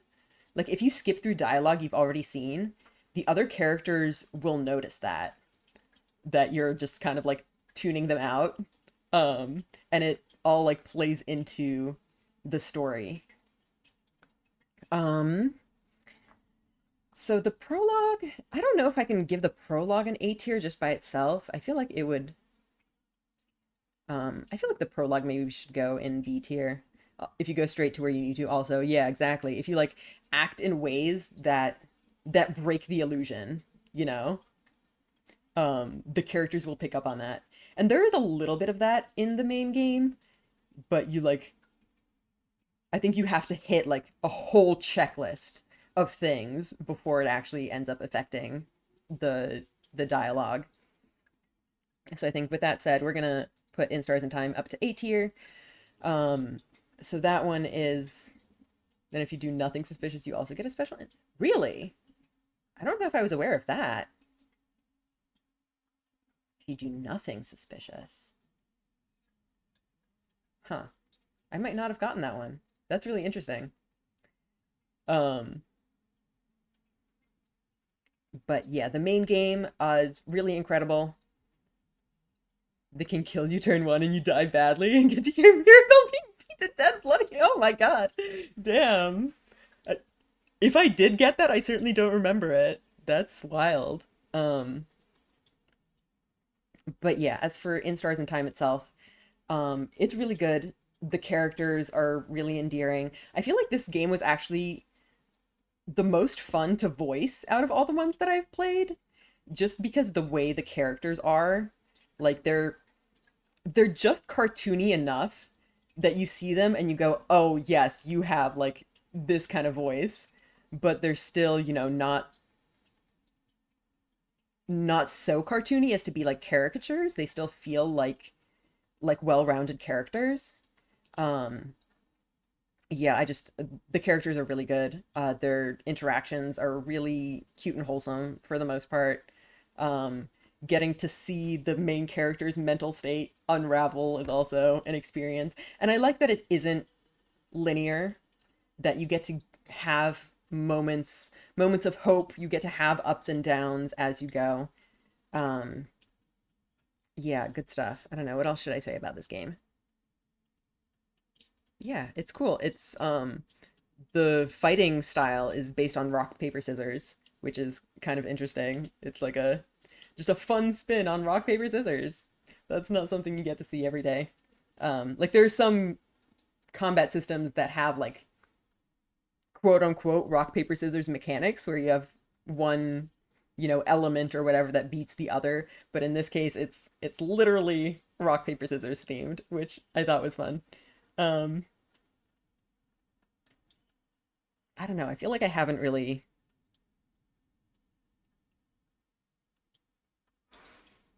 I feel like there's more I need to say about this game, but I'm not sure what. It's just good. One thing that's worth mentioning that's interesting is that like the whole game takes place in what is explicitly the final dungeon of a whole adventure. Yeah. I will say also, in the spirit of Pride and of, you know, Aspec Pride and all that, there's definitely a lot of representation in this cast. There's at least one character that is, I believe, explicitly Aro Ace, I think, if I'm remembering correctly. It has been a while since I played, but she definitely did have a whole thing about like not wanting to date people. Yeah, there's characters that go by various pronouns. There's characters with various sexual orientations, and yeah, I think so. If you guys saw, we mentioned Truth Scrapper a little bit earlier during the showcase, which is by the same creators and is maybe even more like leaning into gender fuckery. Not to really sidetrack from the current discussion, but I remember in that one, basically the main like love interest, quote unquote, are described as lesbians, even though, you know, one goes by he and she pronouns, I think, and one goes by he and they pronouns, and they're lesbians, and it's just, you know, gender fuckery all the way down. I think the creator actually posted at some point, or actually was in the Steam description. It's like, this is a pronouns game with pronouns. Take my hand. So, yeah, definitely a fun game and a fun creator as far as, you know, LGBT representation goes. I am actually going to go grab some more water because I've been doing a lot of talking and I've finished all of my drinks. I'll be right back.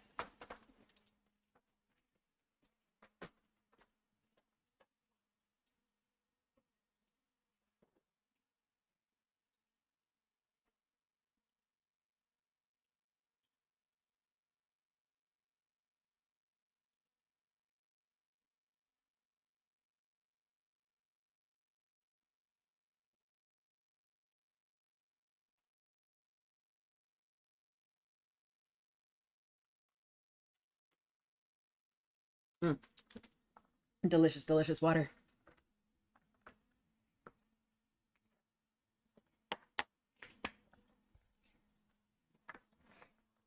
All right. Up next, we have The Murder of Sonic the Hedgehog. This was probably one of my most cursed stream games. This was interesting. I think it's another one where my computer was just like not handling playing it and streaming at the same time. So I actually stream from a laptop, and I used to just like have the first game I've actually completed here, yeah. It also had time loops, just not intentional ones. Yeah, exactly. We may or may not have gotten Sonic stuck in an endless nightmare where he just keeps running, but there's no more rings to pick up. And it never ends. The game definitely bugged out on us. But yeah, I was saying I used to actually play the game and run like the stream and OBS all from my laptop, which was definitely really struggling to do that. Nowadays, I actually use a Steam Deck. So I have the game running on the Steam Deck, which is then connected to my laptop, which then runs the stream. But yeah, it was a very cursed stream, but I think that kind of made it fun, to be honest. I don't really have a lot to say about the game itself. I appreciate that it exists. I remember when it came out on like April Fool's Day, and they were like, April Fool's, Sonic is dead, but also it's a real game. So I appreciate the fact that they did that. I didn't really know, I have no like Sonic context whatsoever, so I was playing it together with Luke, who was giving me some Sonic context. Although, to be honest, I feel like the game itself doesn't necessarily need you to know anything about Sonic. But yeah, it's a murder mystery. It also has like Sonic running, picking up rings segments. So entertaining. I think I'm gonna put this one in B tier. Because like it's good, but it doesn't have the A tier sauce, you know?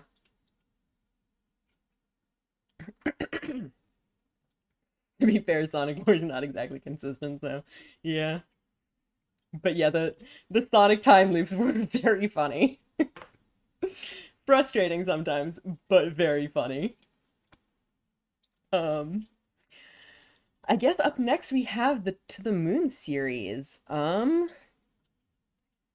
Yeah, a very, very iconic entry in, you know, Sonic lore is tied together with Twine and a Dream. I see. Yeah, I guess if, for those of you who are like into the indie gaming scene, you've probably already heard of the To the Moon series. It's pretty iconic. Yeah, so basically it's about two people who work for this company that essentially goes into the minds of people who are dying, who are reaching the end of their life, and like rewrites their memories to fulfill their dreams. So like in reality, they didn't necessarily do that, but it allows them to like go out peacefully, like thinking that they did, you know, achieve this thing during their life. Never heard of it. Yeah, well, I'm kind of surprised, but yeah, it's definitely kind of an indie darling. Obviously all of these games are a little bit niche, but yeah, To the Moon. When was it released? It's a fairly old game. And it definitely has a pretty significant following.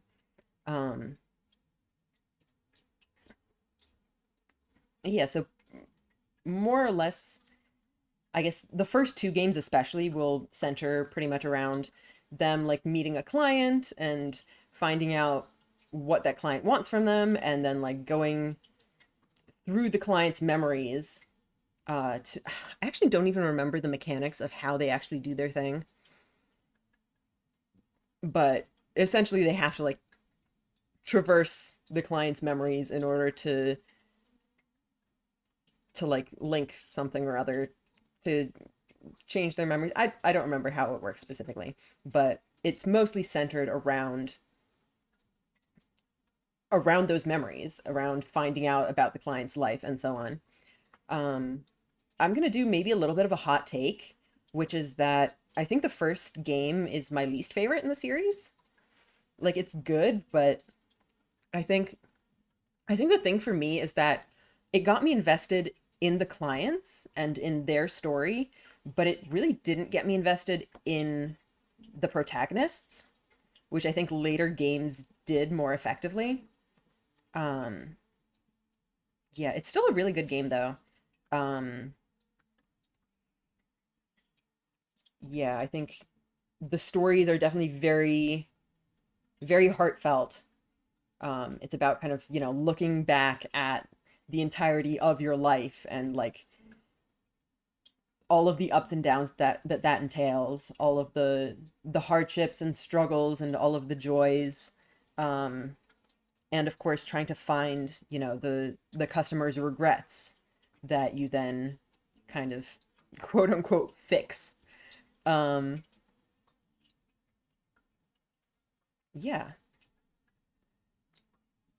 I guess one interesting thing about To the Moon, which I wasn't really expecting, is that it has a pretty significant autism representation, that one of the major characters is canonically autistic. And I think, I guess I don't really know much about what makes necessarily the best representation, but it seems like the writer actually did, put a lot of thought and effort into it. So, cool stuff. I'm not sure where to rank these, to be honest.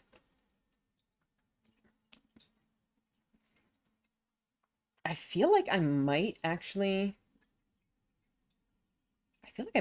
put the first game in B tier, which hopefully its fans won't murder me for. But again, all of the tiers are good, I promise. Yeah. It's hard to say, because these games up in A tier are very good. I do think I liked Finding Paradise and Imposter Factory more.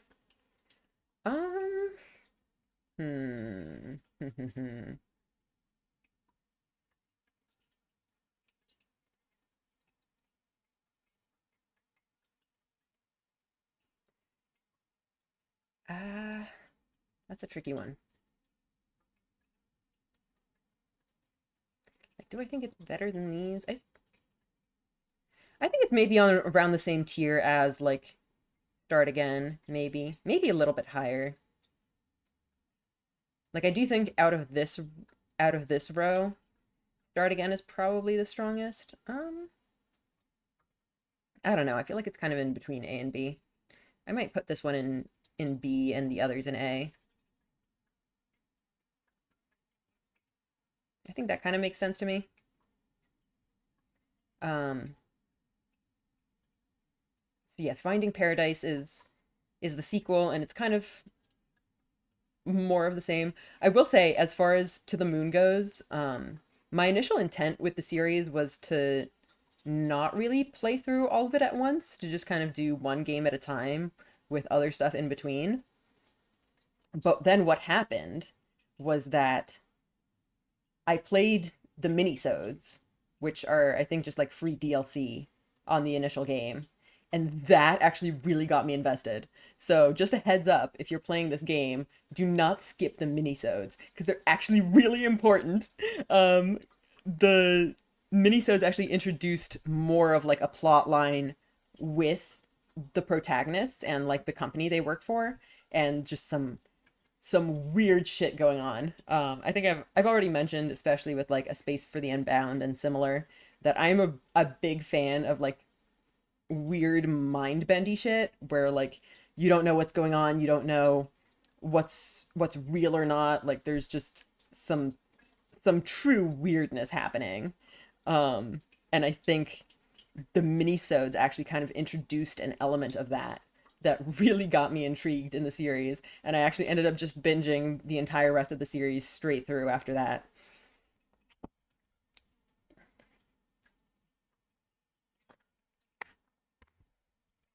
So yeah, Finding Paradise is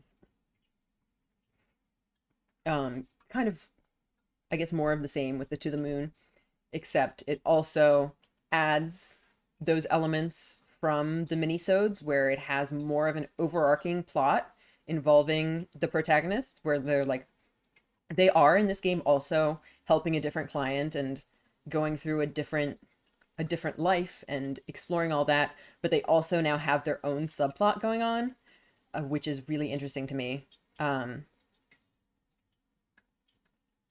Yeah, really interesting stuff. What else should I say about this? I think one thing that I haven't really talked about was this game is also really funny. Like, it has these really, like, gut-wrenching, sad moments, but it also just has, like, really goofy parts. I think a lot of it comes from the fact that Neil, one of the protagonists, is an absolute goofball and, like, cannot take anything seriously. Well, okay, maybe that's a little bit harsh to him. I think that makes it more interesting when he does take things seriously, because a lot of the time he is very goofy. Yeah, good stuff. So yeah, I think Finding Paradise has a lot more of that kind of surreal weirdness, even in like the client's memories.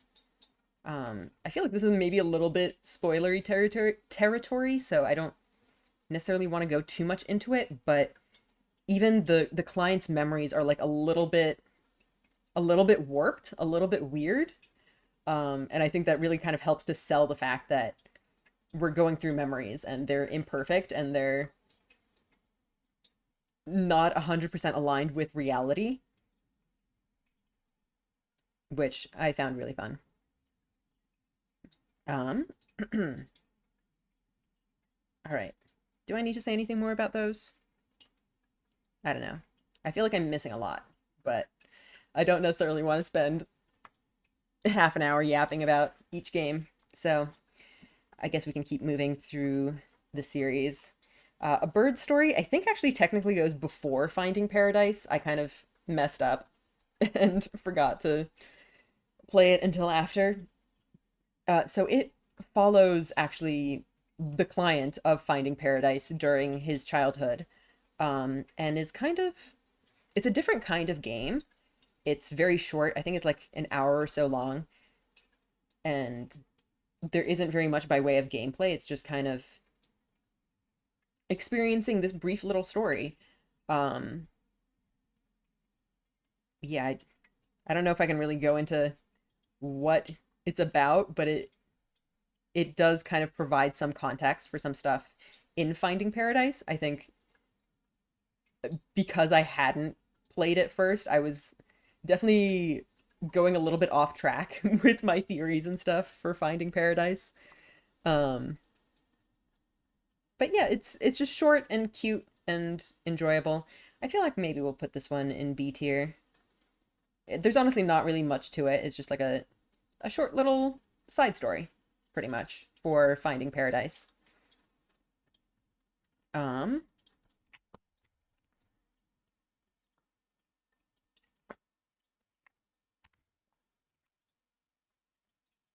Then up next, we're continuing the To the Moon series with Imposter Factory, which is kind of a different beast. At least from the start, it doesn't really appear to be related to the other games. It starts with a completely new character that we've never met before, finding himself at a mansion where a party is being held, and not remembering why he's there. And suddenly murders are happening. So I think the game description called it a tragicomedy murder mystery, which is, you know, a pretty wild thing to think about. It's, yeah, it really goes even heavier into that, like, surreal reality bending kind of stuff. where everything is just totally wacky, and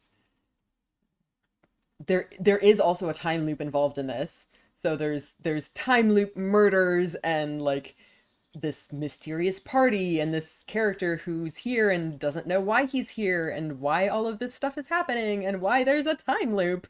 And it's just this whole thing. It's really fun. Well, I don't want to go too much into it because there's spoilers, but it does kind of transform from that into something a little bit different later on down the line. And it does eventually tie back into the rest of the series. It does still have a lot of those like really hard-hitting emotional moments that the rest of the series is so famous for.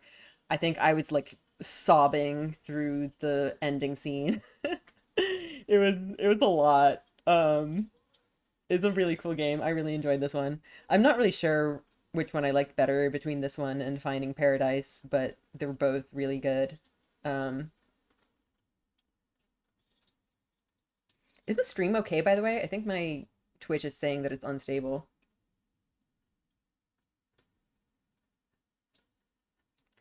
My stream has been like struggling for a while, honestly. Okay.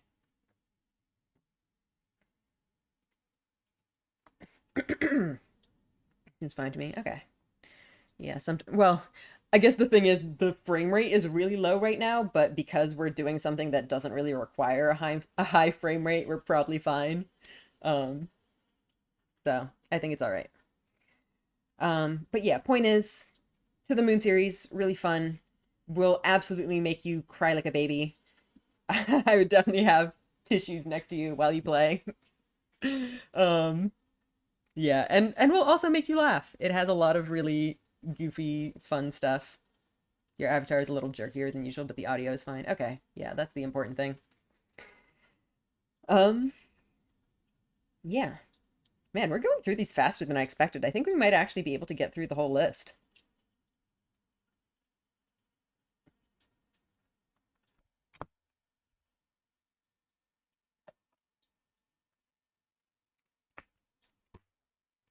All right. Up next we have A Short Hike, which I remember I was just like, after all of this crying onto the moon, I need a break. I need something a little bit lighter.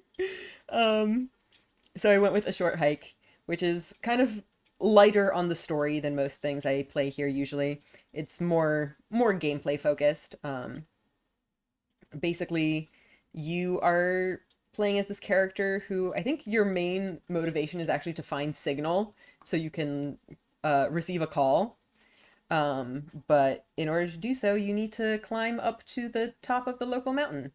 And it's mostly just kind of an exploration kind of game where you can unlock different abilities and you can climb and fly and all of this stuff. And there's secrets for you to find. And it's just really cozy and really really satisfying to play. So if you remember all my performance issues, I was actually still playing this on my laptop, and it actually performed perfectly fine, I think. It was quite smooth and quite enjoyable to play, even with my very limited, very limited resources.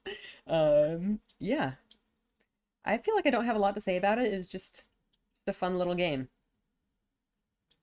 Definitely a nice break from all of the To the Moon stuff. Do I have anything else to say about it? I don't know, it was cute. There's characters that you can talk to and interact with, and for the most part, they're just really, like, cute and wholesome. And it's just nice. It's just a nice little feel-good game. It is very short. I think I did it in, like, 2 streams or something. So if you're ever looking for something to just relax and unwind with, this was just a fun little game. Does it deserve an A tier? I feel like it should go in B tier. Honestly, at the start of this, I expected it to be pretty A tier heavy. I think there's more A tiers coming up in the latter half. But yeah, I'm finding surprisingly more things are going into B tier than A.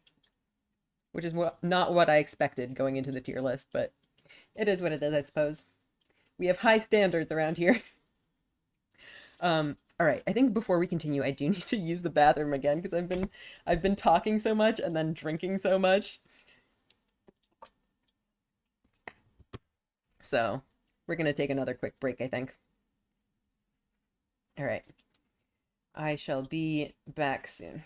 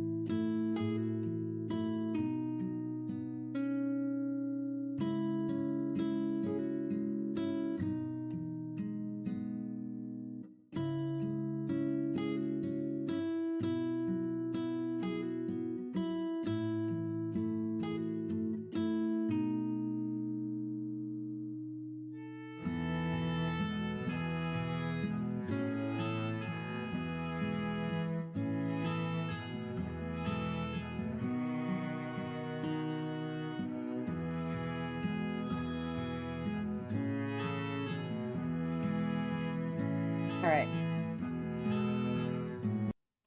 I am back.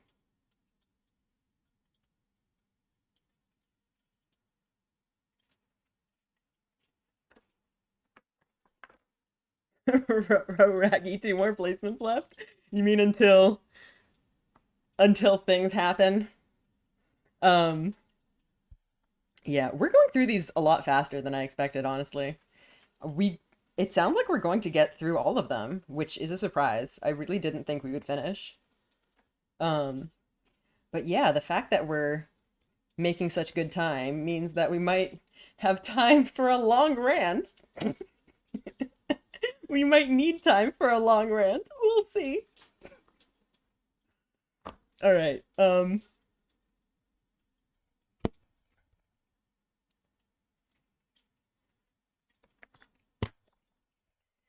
Okay, up next we have Project Cat, which I think is technically a prologue to a game called Paper Lily, which I have not played yet.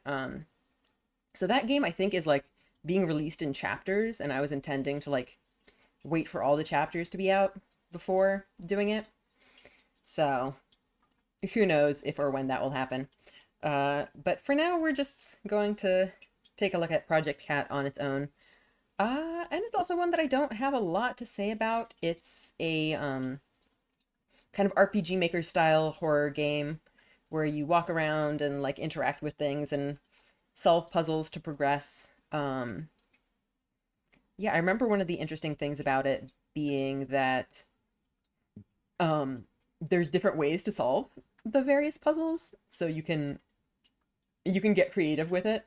Like, there isn't just one specific way that you need to find. You can kind of think more about how things interact with each other, and yeah, come up with alternate solutions. I do remember feeling intrigued for the rest of the series.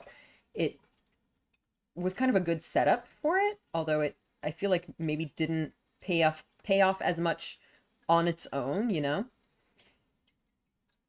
But yeah, I remember this one being fun. I remember I actually played through a couple of different endings for it.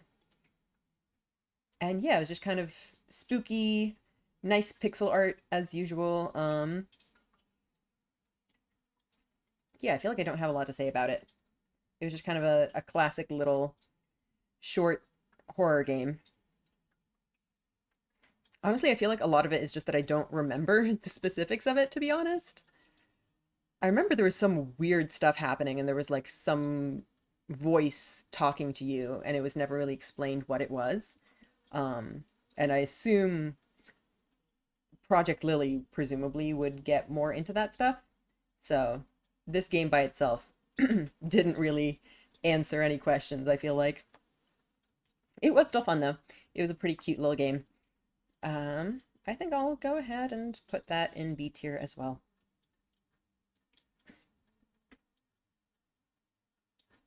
I feel like I'm hearing something weird. Okay. Well, it's fine. All right, up next we have No Case Should Remain Unsolved, which is a really fun one. So this is a mystery game that's kind of told through like pretty much through just like text and dialogue. I don't really know how to explain it, but basically you see your various like testimonies as like chat logs and you can rearrange them and like figure out who said what. Basically the premise is that you're a detective looking back on an old case and like trying to remember pieces of it. And it seems like the main character's mind is like pretty scrambled. They're in seemingly like a bad place and they can't really remember things well. So you're kind of piecing together these old memories of this case that was never solved and trying to remember who said what and piece together connections between the various pieces of testimony. Yeah, it was a really interesting game. Definitely the kind where you have to question everything. This game will twist your brain into a pretzel. Like, never trust anything. You don't know who's who. I think a lot of it is just because you can't like trust your own mind and memories. But also part of it is because, you know, the characters are potentially lying. Yeah, it just had a lot of really good twists. It was just a very solid little murder mystery. I heard noises and I was like, is that cat doing things? But no, she seems to be sleeping quietly. All right. Yeah. Do I have anything else to say about that? It's just a really interesting game. It's quite short, but I feel like it packs a lot of punch for how small it is, you know? I definitely recommend this one to fans of mysteries. Like it's small but mighty, I would say. Is that deserving of an A tier, do you think? I don't know. Maybe. That is actually kind of tempting. It's somewhere between A and B. I feel like it's kind of on the same level as like To the Moon, where it's kind of in between. Would I put it on the same level as To the Moon? Yeah, I think so.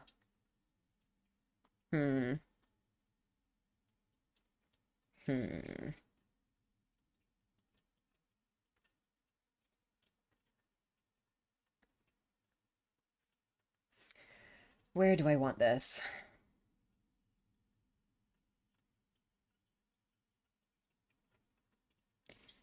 I feel like it should probably go in B tier. I'll put it in B tier, but it is kind of, it's a high B tier. Together with To the Moon. All right, here we are. It's Amaranthus time. I guess if you've been around this channel long enough, you may have heard me talk about this game before. I love talking about this game. It's one of my favorite things to do. But I just never know where to start with it. I guess just to start with like the basic premise, it is time. It is indeed time. Essentially, it's a visual novel. You play as a guy who's been living under an oppressive regime and decides that enough is enough. He has to take matters into his own hands and get together some friends to start a revolution. Yeah, it's good stuff. I feel like it's honestly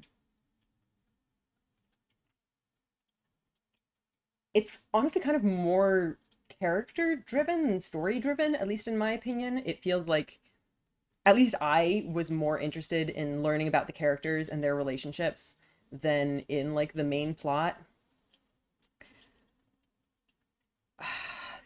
I have so much to say about this game. I don't even know where to start. I'm like obsessed with it for a start. I played this game, I think, almost 2 years ago now, and it has just not left my brain ever since. It's so intriguing, and there's so many interesting things about it. It just keeps rotating in there forever.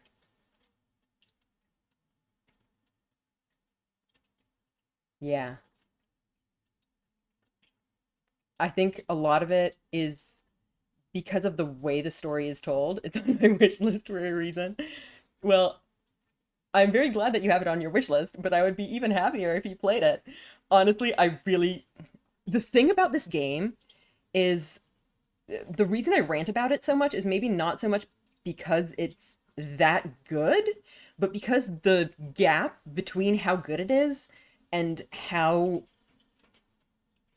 well known it is so absolutely massive. Like, I think the last time I checked, this game had like 64 reviews on Steam compared to most of this list, which has thousands. It breaks my brain to think about every time. I'm just, how is nobody talking about this? 71 currently. Well, that's good. Insanity. I've checked. I followed the Amaranthus tag on Tumblr. It has not been updated since last December. No posts since last December. And that post in December was mine. I am the Amaranthus content on Tumblr.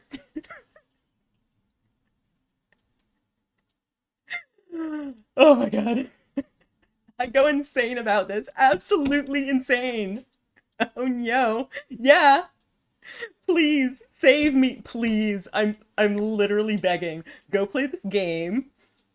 Or go watch someone's playthrough, maybe even mine. I don't know. Up to you. And then go in my like YouTube comments or on my Blue Sky or my Tumblr or wherever and go yell at me about it. I'm starving here, guys. I'm starving. There is no content. Please save me from my plight. Please. But yeah. What else do I have to say about this game? Right, the thing that I'd started saying, I think. 0 works on AO3. Fascinating. I didn't even know that was possible. Otis, please, I'm begging.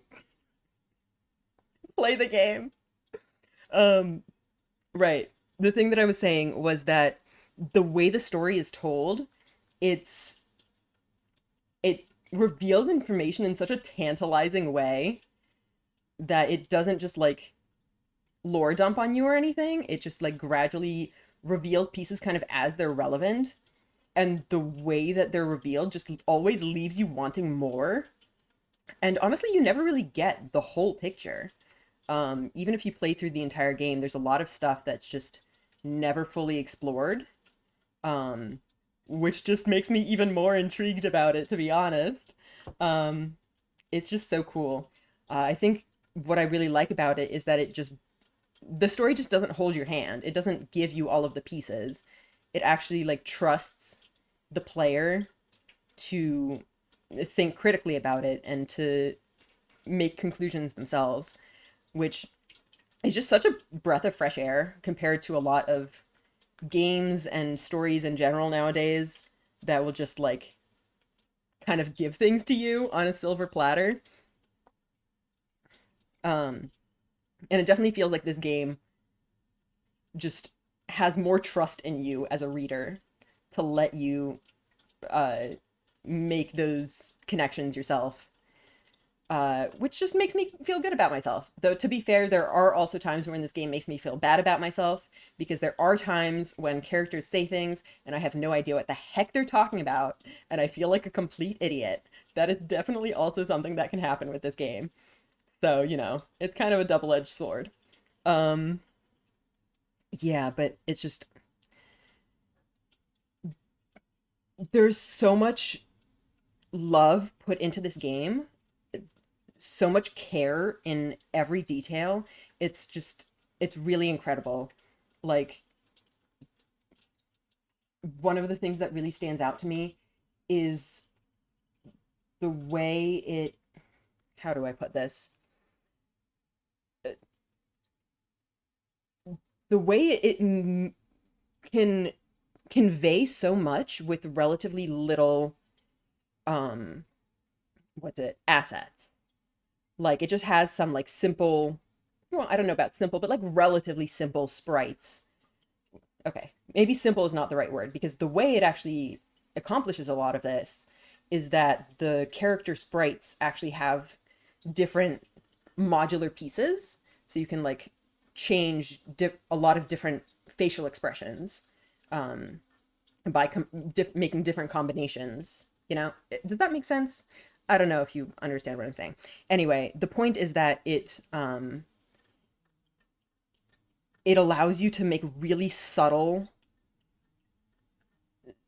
facial animations where sometimes, you know, a character will just widen their eyes a little bit or glance off to the side really briefly, or just like make a slight sigh. And those small movements add so much character and add so much to the storytelling. I've been itching for it. Honestly, please play the game. Like I actually do have more Amaranthus content coming out that I was filming recently, and one scene that stood out to me was where you walk into a scene and a character notices you, puts out their cigarette, and then steps forward to engage in the conversation. And that is all conveyed with so little. Like, there is no cigarette in the sprite or anything. There's very little actual change in the image, but just from like movements and sound effects, it can convey so much about the scene. I could rant about this game forever, honestly. Like, there's a pronunciation guide that just dynamically updates whenever you get new terms, which is so much fun because you can actually know how to pronounce things and not mispronounce everything like a moron, which I was doing for a really long time before I found out about the guide. I don't know, what else is there?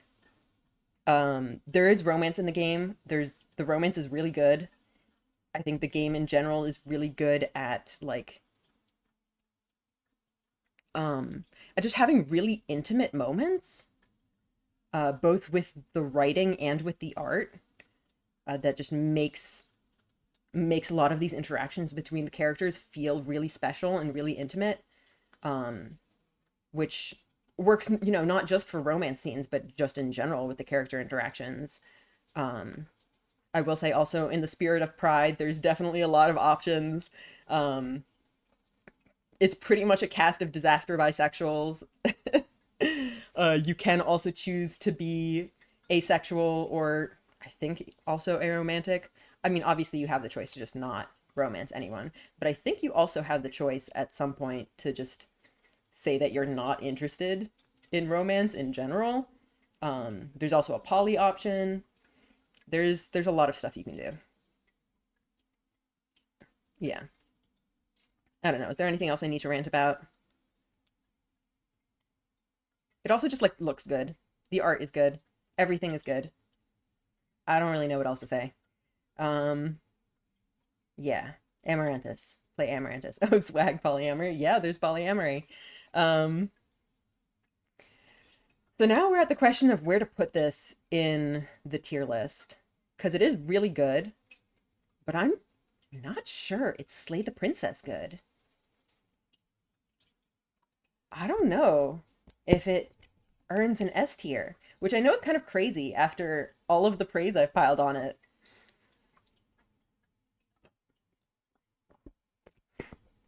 It's kind of one of those things where my mind says A tier, but my heart says S. Because I just have gotten so much enjoyment from this game.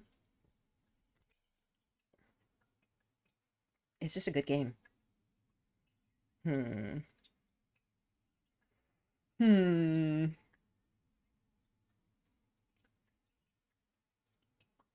know. Like, would I put it above, like, In Stars in Time? Because In Stars in Time is a really good game. Would I put it above A Space for the Unbound?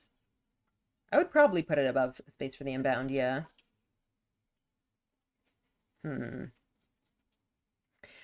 Does it earn an S tier? Honestly, Luke mentioned before putting an Amaranthus tier, and I might just do that. I might just put a tier like between A and S, just for Amaranthus. It is tempting.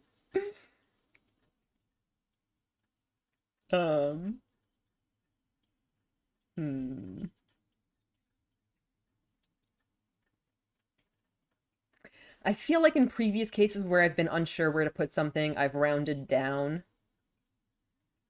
So maybe I should also round this one down. It feels kind of weird to do that, given how much I love ranting about this game.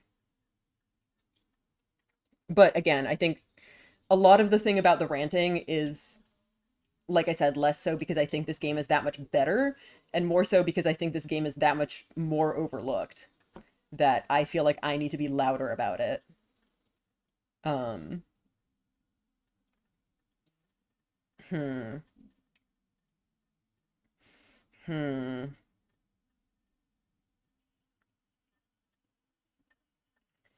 That's difficult. I don't really know what to do with this.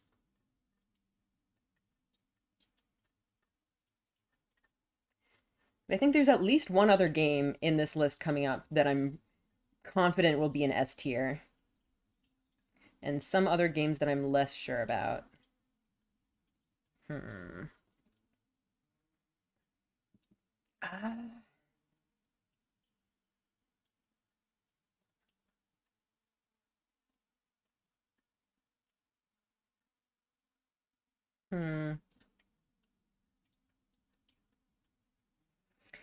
A very difficult dilemma indeed.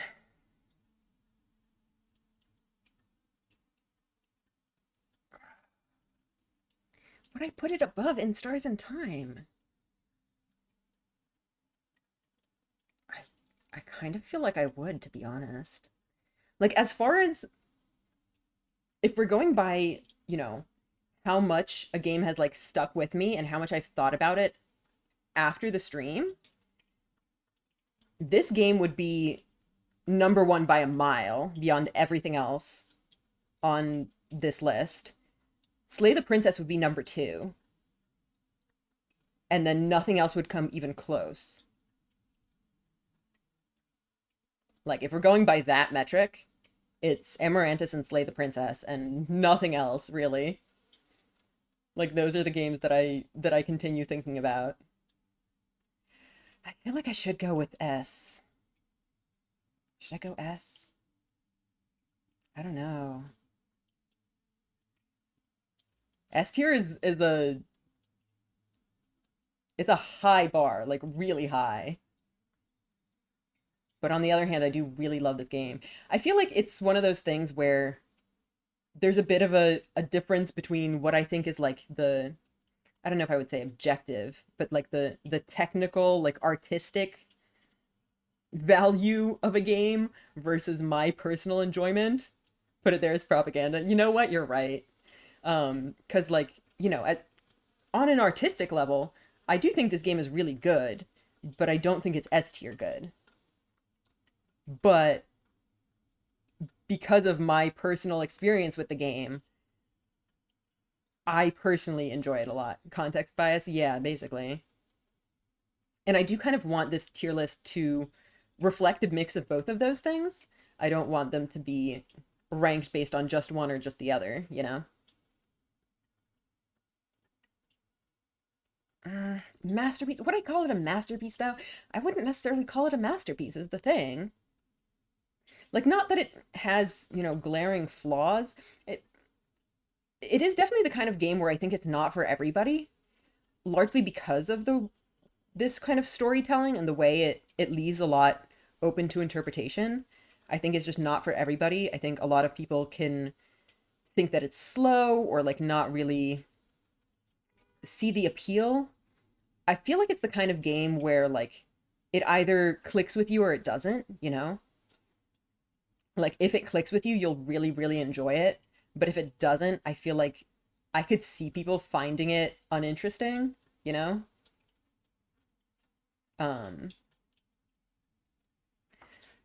So it is kind of one that I sort of recommend with a little bit of caveats. So I kind of feel like because of that, I can't really justify putting it in S tier. Fuck it. I'm putting it in its own tier.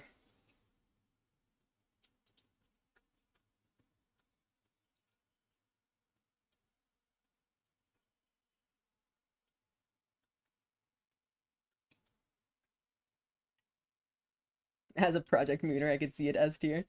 You mean in that like Project Moon also tends to be more kind of subjective?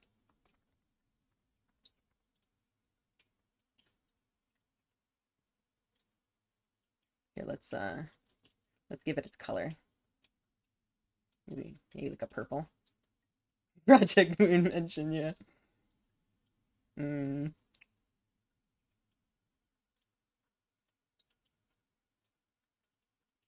Each game has a very slow start, so yeah.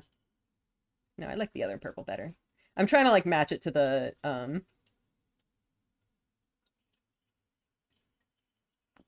thumbnail color, but obviously it's like more red than this. Okay. Is that good? Do you guys want to keep it in its own tier? Activates like a sleeper agent, yeah. I mean that's what Project Moon fans tend to do, right?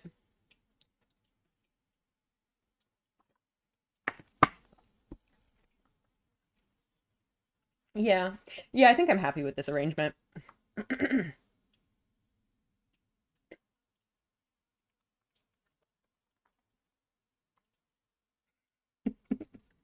I'm literally begging people at this point. Okay. Is there anything else I wanted to say about Amarantis? I don't know. Just, it's really good. Please play it. If you do play it, please tell me about it. Please come yell about it with me. Please make posts about it. The fandom is so empty. Like, literally, the only other posts I've seen about this game was, like, a handful of people, like, writing about how amazing it is. And then that's it. There's been, like, a couple of articles be like, this game is so good, you guys should like, play it. And then nobody does. Apparently it has, like, some awards. How did it go under everyone's radar? It has awards! Anyway, I think we can probably move on. It's lonely at the top, huh? Well, Slay the Princess will be having some company. It's coming up.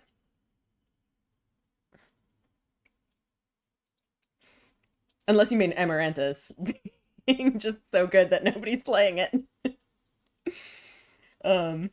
Alright, What Remains of Edith Finch? Another very iconic kind of classic indie game. So this one, it's sort of like a walking simulator style game. I guess that's kind of what those are called. Where you play as a girl returning to the house where she grew up and where her family has lived for generations. And her family is supposedly afflicted with some sort of curse where people tend to die in pretty dramatic ways. And yeah, you kind of go through the different rooms of the house and learn about the different stories of the different residents, the different family members who have lived there and who have died sometimes there in the house. Yeah. It was a fun experience. I like how creative it is with showing all of these different stories. They're all like done in a different style.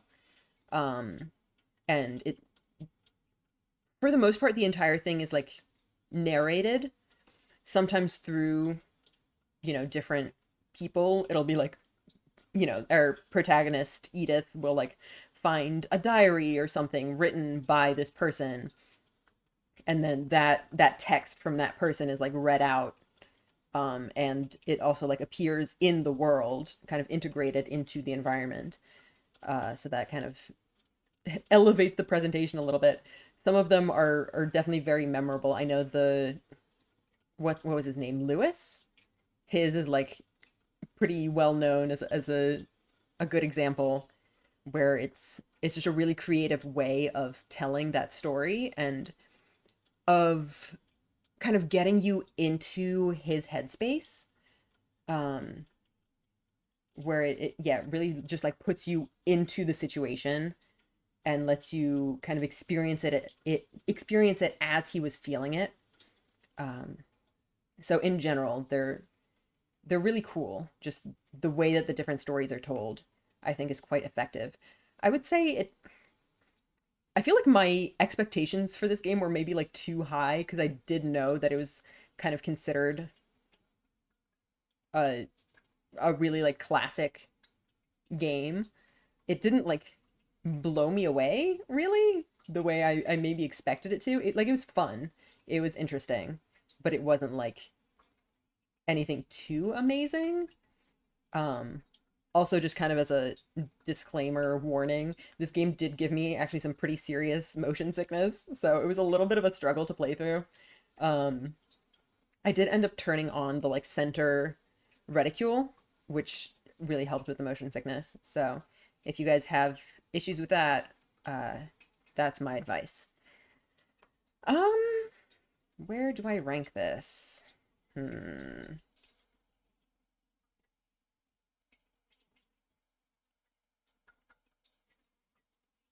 I remember watching your first stream of it. Yeah, it's a cool game, but it definitely was a bit of a struggle, especially that first stream when I was really like getting motion sick, which was really unfortunate. It's definitely also in that like A and B space. I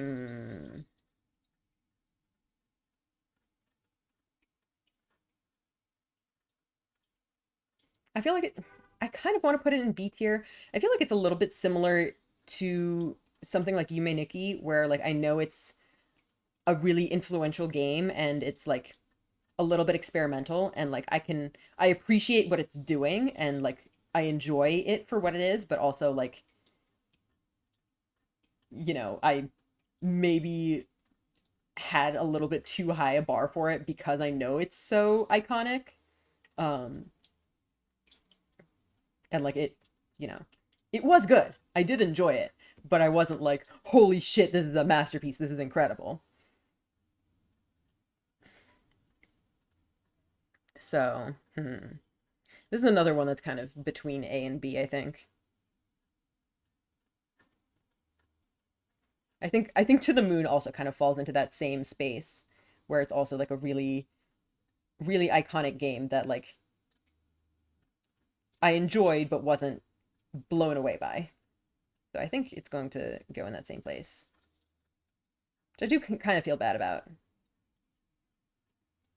Maybe I need to put another tier like in between A and B for these ones, like To the Moon and No Case Should Remain Unsolved. All right. I guess if we're okay with that, moving on to Murders on the Yangtze River. This was a really fun one. It's a murder mystery kind of in the style of Ace Attorney, except it is set in like early 1900s China. This was a really, really cool game. This was a lot of fun. It has a lot of that Ace Attorney flair for sure, though I do feel like it takes itself maybe a little bit more seriously than Ace Attorney, because I know Ace Attorney can be like really, really wacky and goofy and over the top. And this game definitely still has some goofy moments, but I do think it's a little bit more grounded. It still has some really good mysteries, some really good just like twists, and yeah, it has some very like big dramatic epic moments that are delivered really in a really fun way. Yeah, just overall a really nice game. The translation is really good. It was the game is originally in Chinese, and it was I was obviously playing the English translation, and it overall did a really great job. To be fair, it's possible all the names would have been on the nose puns if we spoke Chinese. Yeah, maybe. It's not just about the pun names, though. It's also about just, like, the character interactions and, like, the over-the-top villain breakdowns and all that stuff. Like, it did have some silliness, but I do feel like it was toned down from the classic Ace Attorney levels, you know what I mean? Yeah, for sure. Yeah.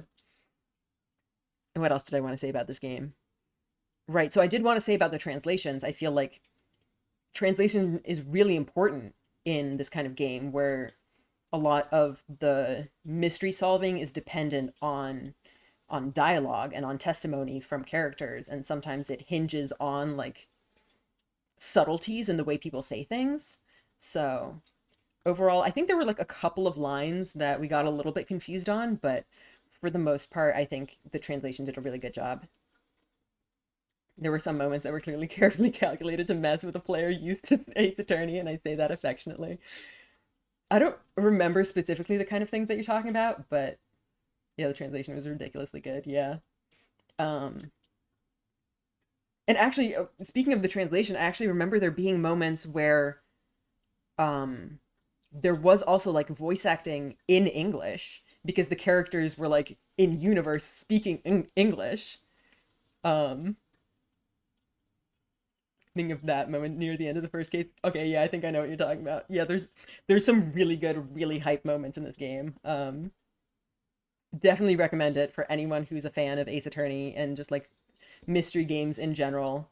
This one is a solid A tier. No doubts about this one. Good game. It was a lot of fun. We played it together with Luke on stream, and it was a great time, honestly. Lots of really great stuff there. All right, do I have anything else to say about that game before we move on? Not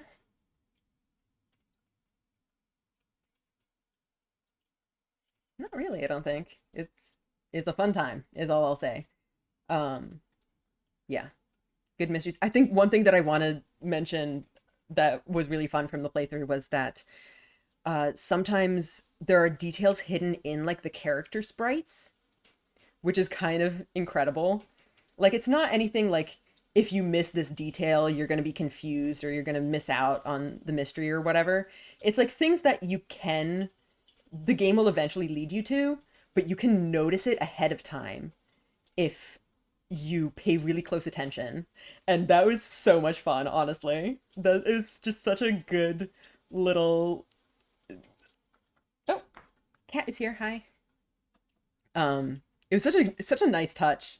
It was really fun to to notice those things in the character art and be like, oh shit, is that like significant? What does that mean?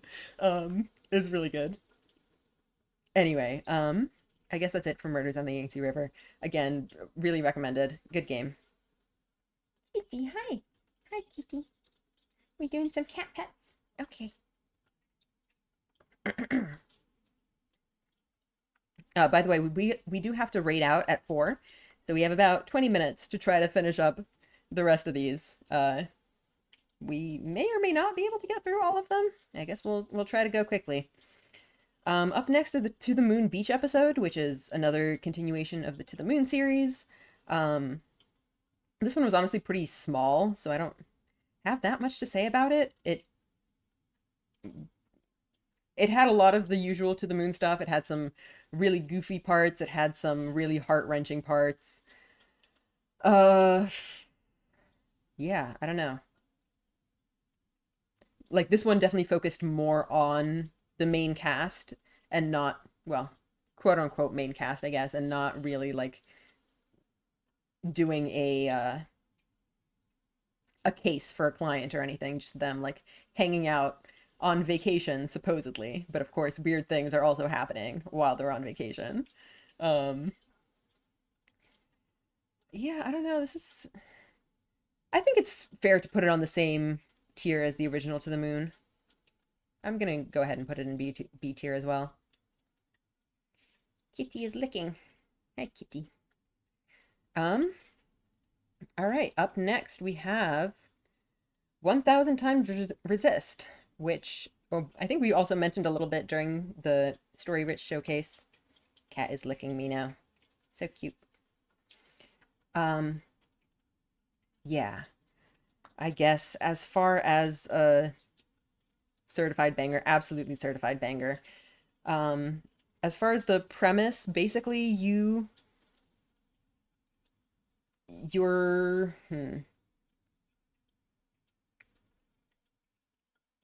how do I explain the premise? You play as a character known as Watcher, who is part of this society that lives in this enclosed area and worships the All-Mother, and you are tasked with basically communing with the All-Mother and seeing her memories, who's this, like, this goddess, essentially, to this society.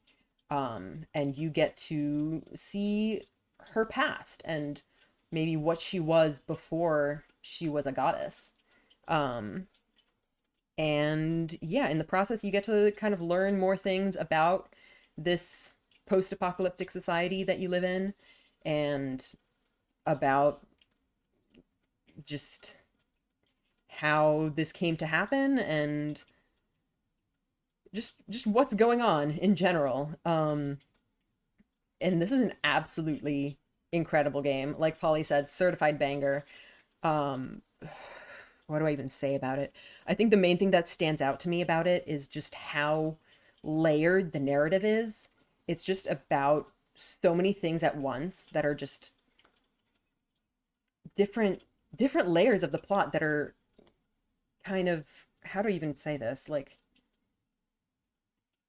that all like coexist together and bleed into each other. Like, it's about this post-apocalyptic society, but it's also about like the political situation of Hong Kong and the people who lived there and who loved it and were forced to leave their home.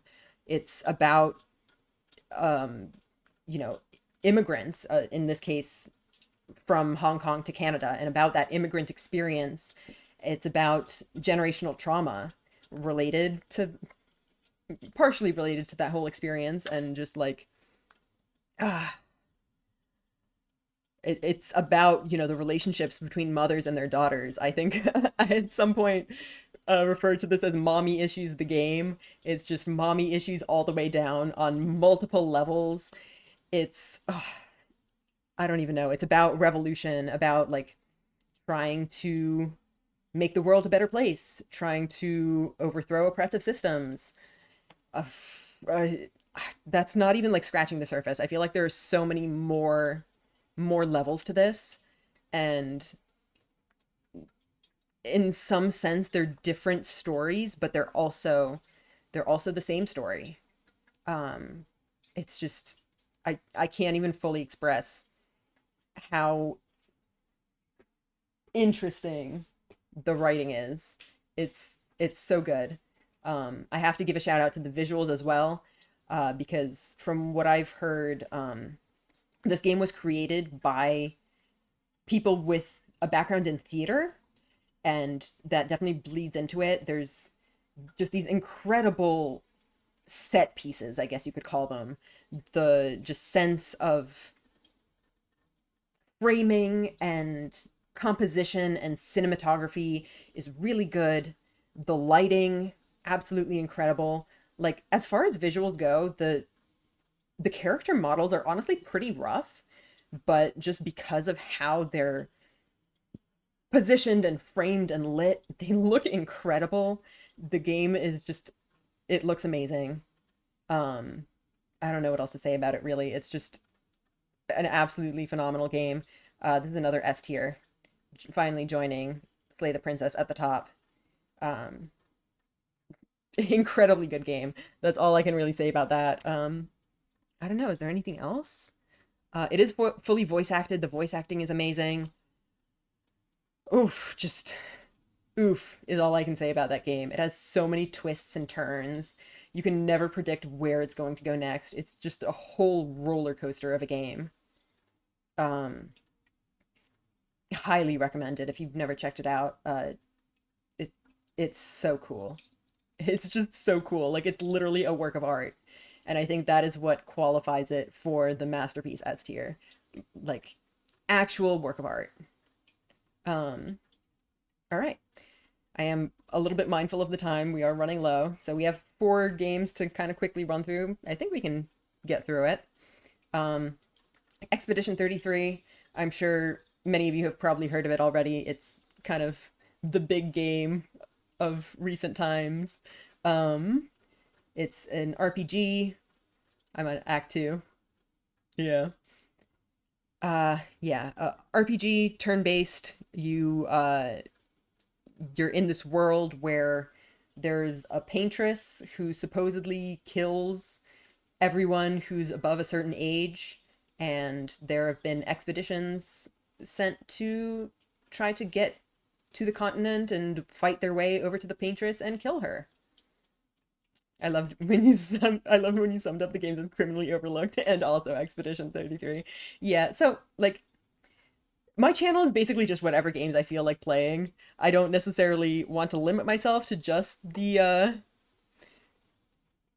tiny niche games. It's kind of whatever I feel like. I think most of the time the games I'm interested in tend to be the like smaller, more niche games, but sometimes you get Expedition 33. It happens, okay? The parry timing was hard to get used to after playing a different parry-based game before it. 9 Souls. Yeah. The gameplay is really fun. But yeah, basically you just explore this crazy world where so many expeditions before you have tried and failed, and it's kind of this hopeless quest. And yeah, it's about, you know, the grief and trauma of these people who have consistently lost everything, and about the perseverance of continuing to try again even in that. Yeah, really good game. Of course, the soundtrack deserves a special mention because it's absolutely incredible. One of the things that stands out to me about this game is the facial animation.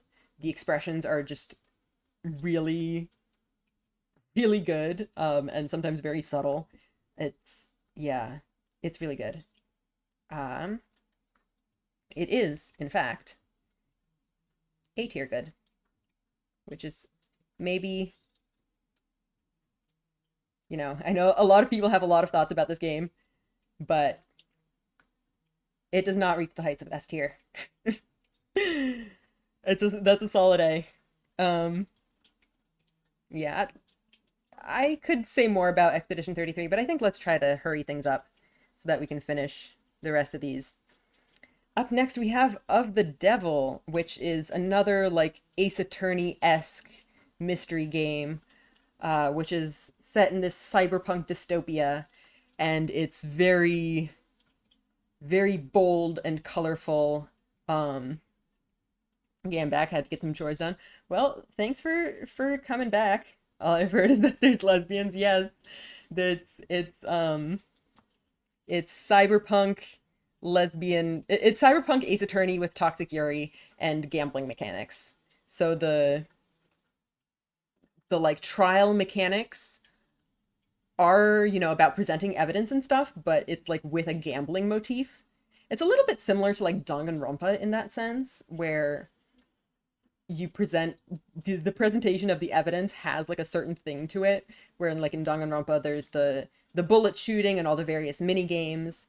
Here it's gambling. And yeah, very like cyberpunky, very you know, capitalist hellscape with a lot of very pointed social and political commentary. I've heard the character relations described as both Ace Attorney and Death Note, but lesbian. It is very Death Note, but lesbian. Absolutely. That's a great way of describing it. What else can I say about this game?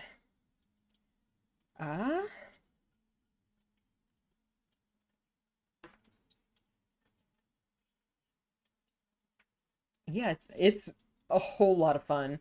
The characters are really interesting, and it's very good at hype. Like, when it wants to go like big, it goes big. Like there's some really like big moments that are cinema, you know? This is actually another one that I'm a little bit torn between actually bumping it up potentially to S tier.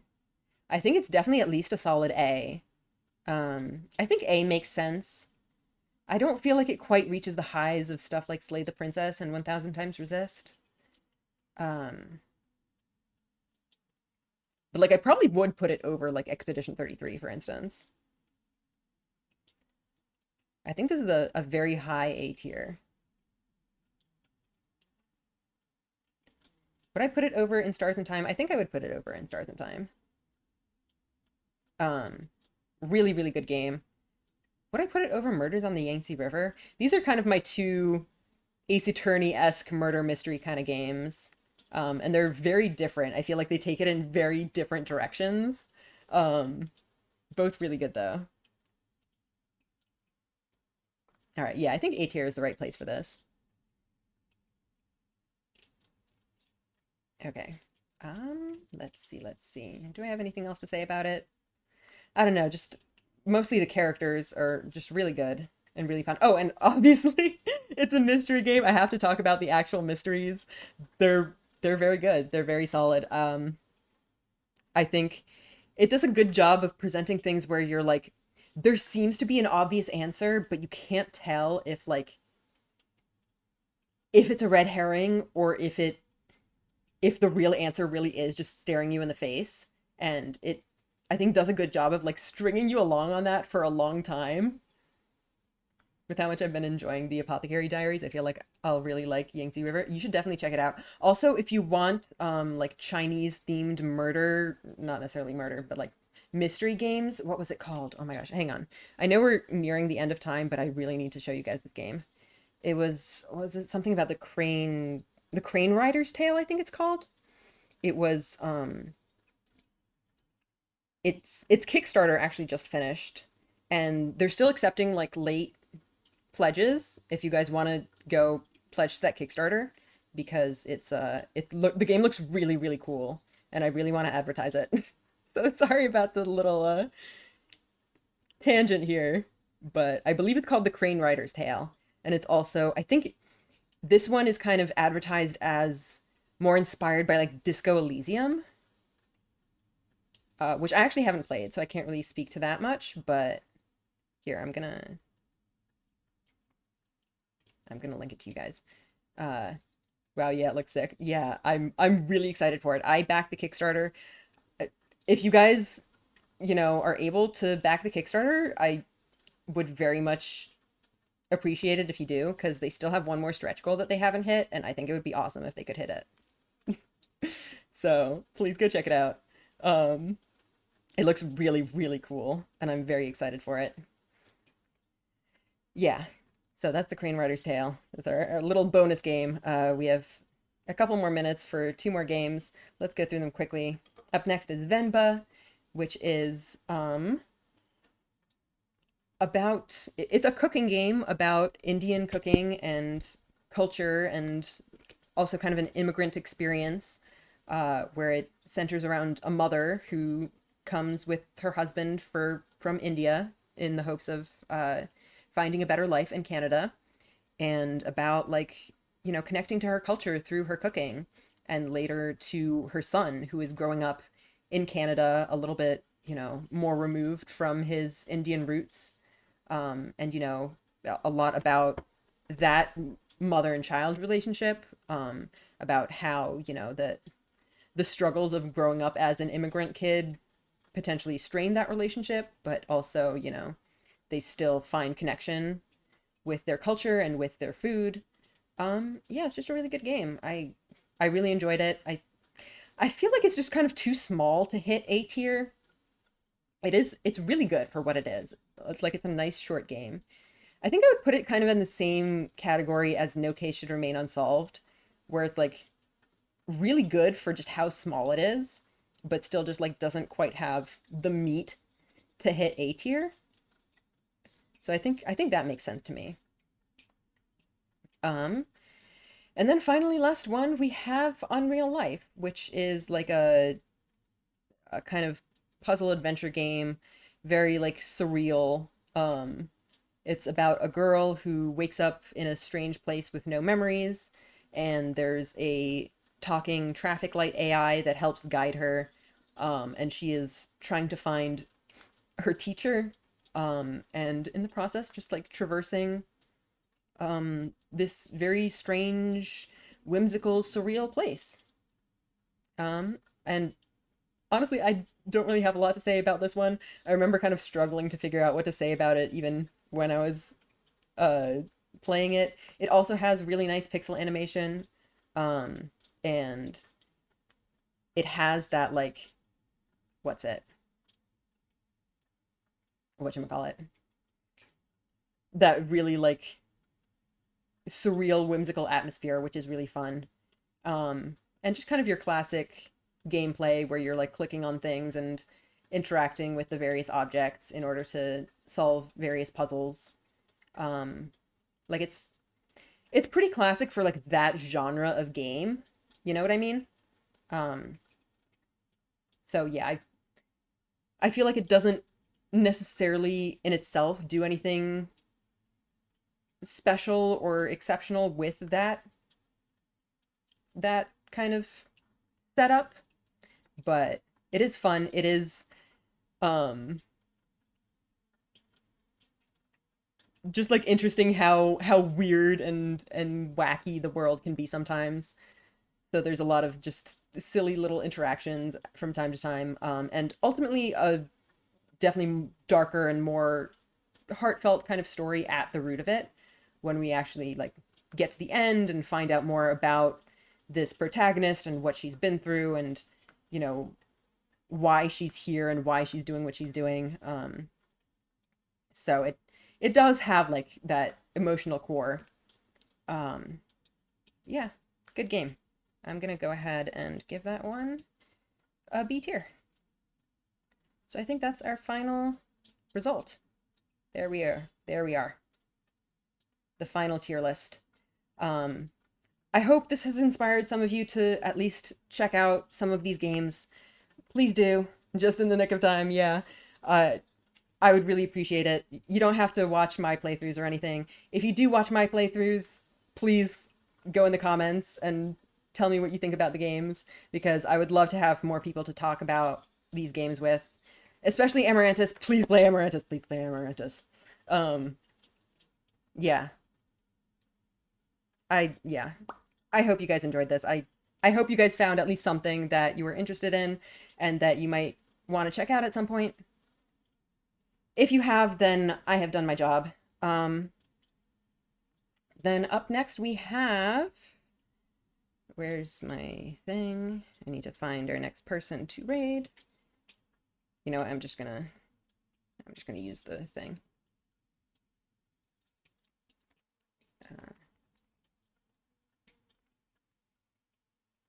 It is time for our raid. I think we're raiding... Oops.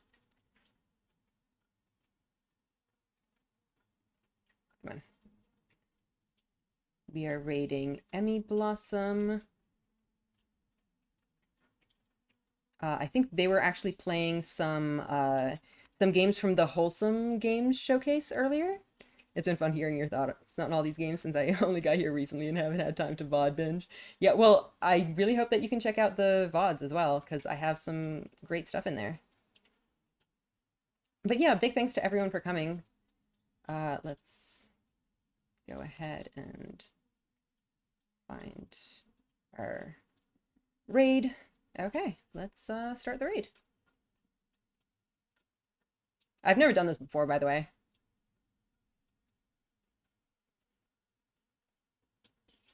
All right, see you guys. Thanks for coming. Bye.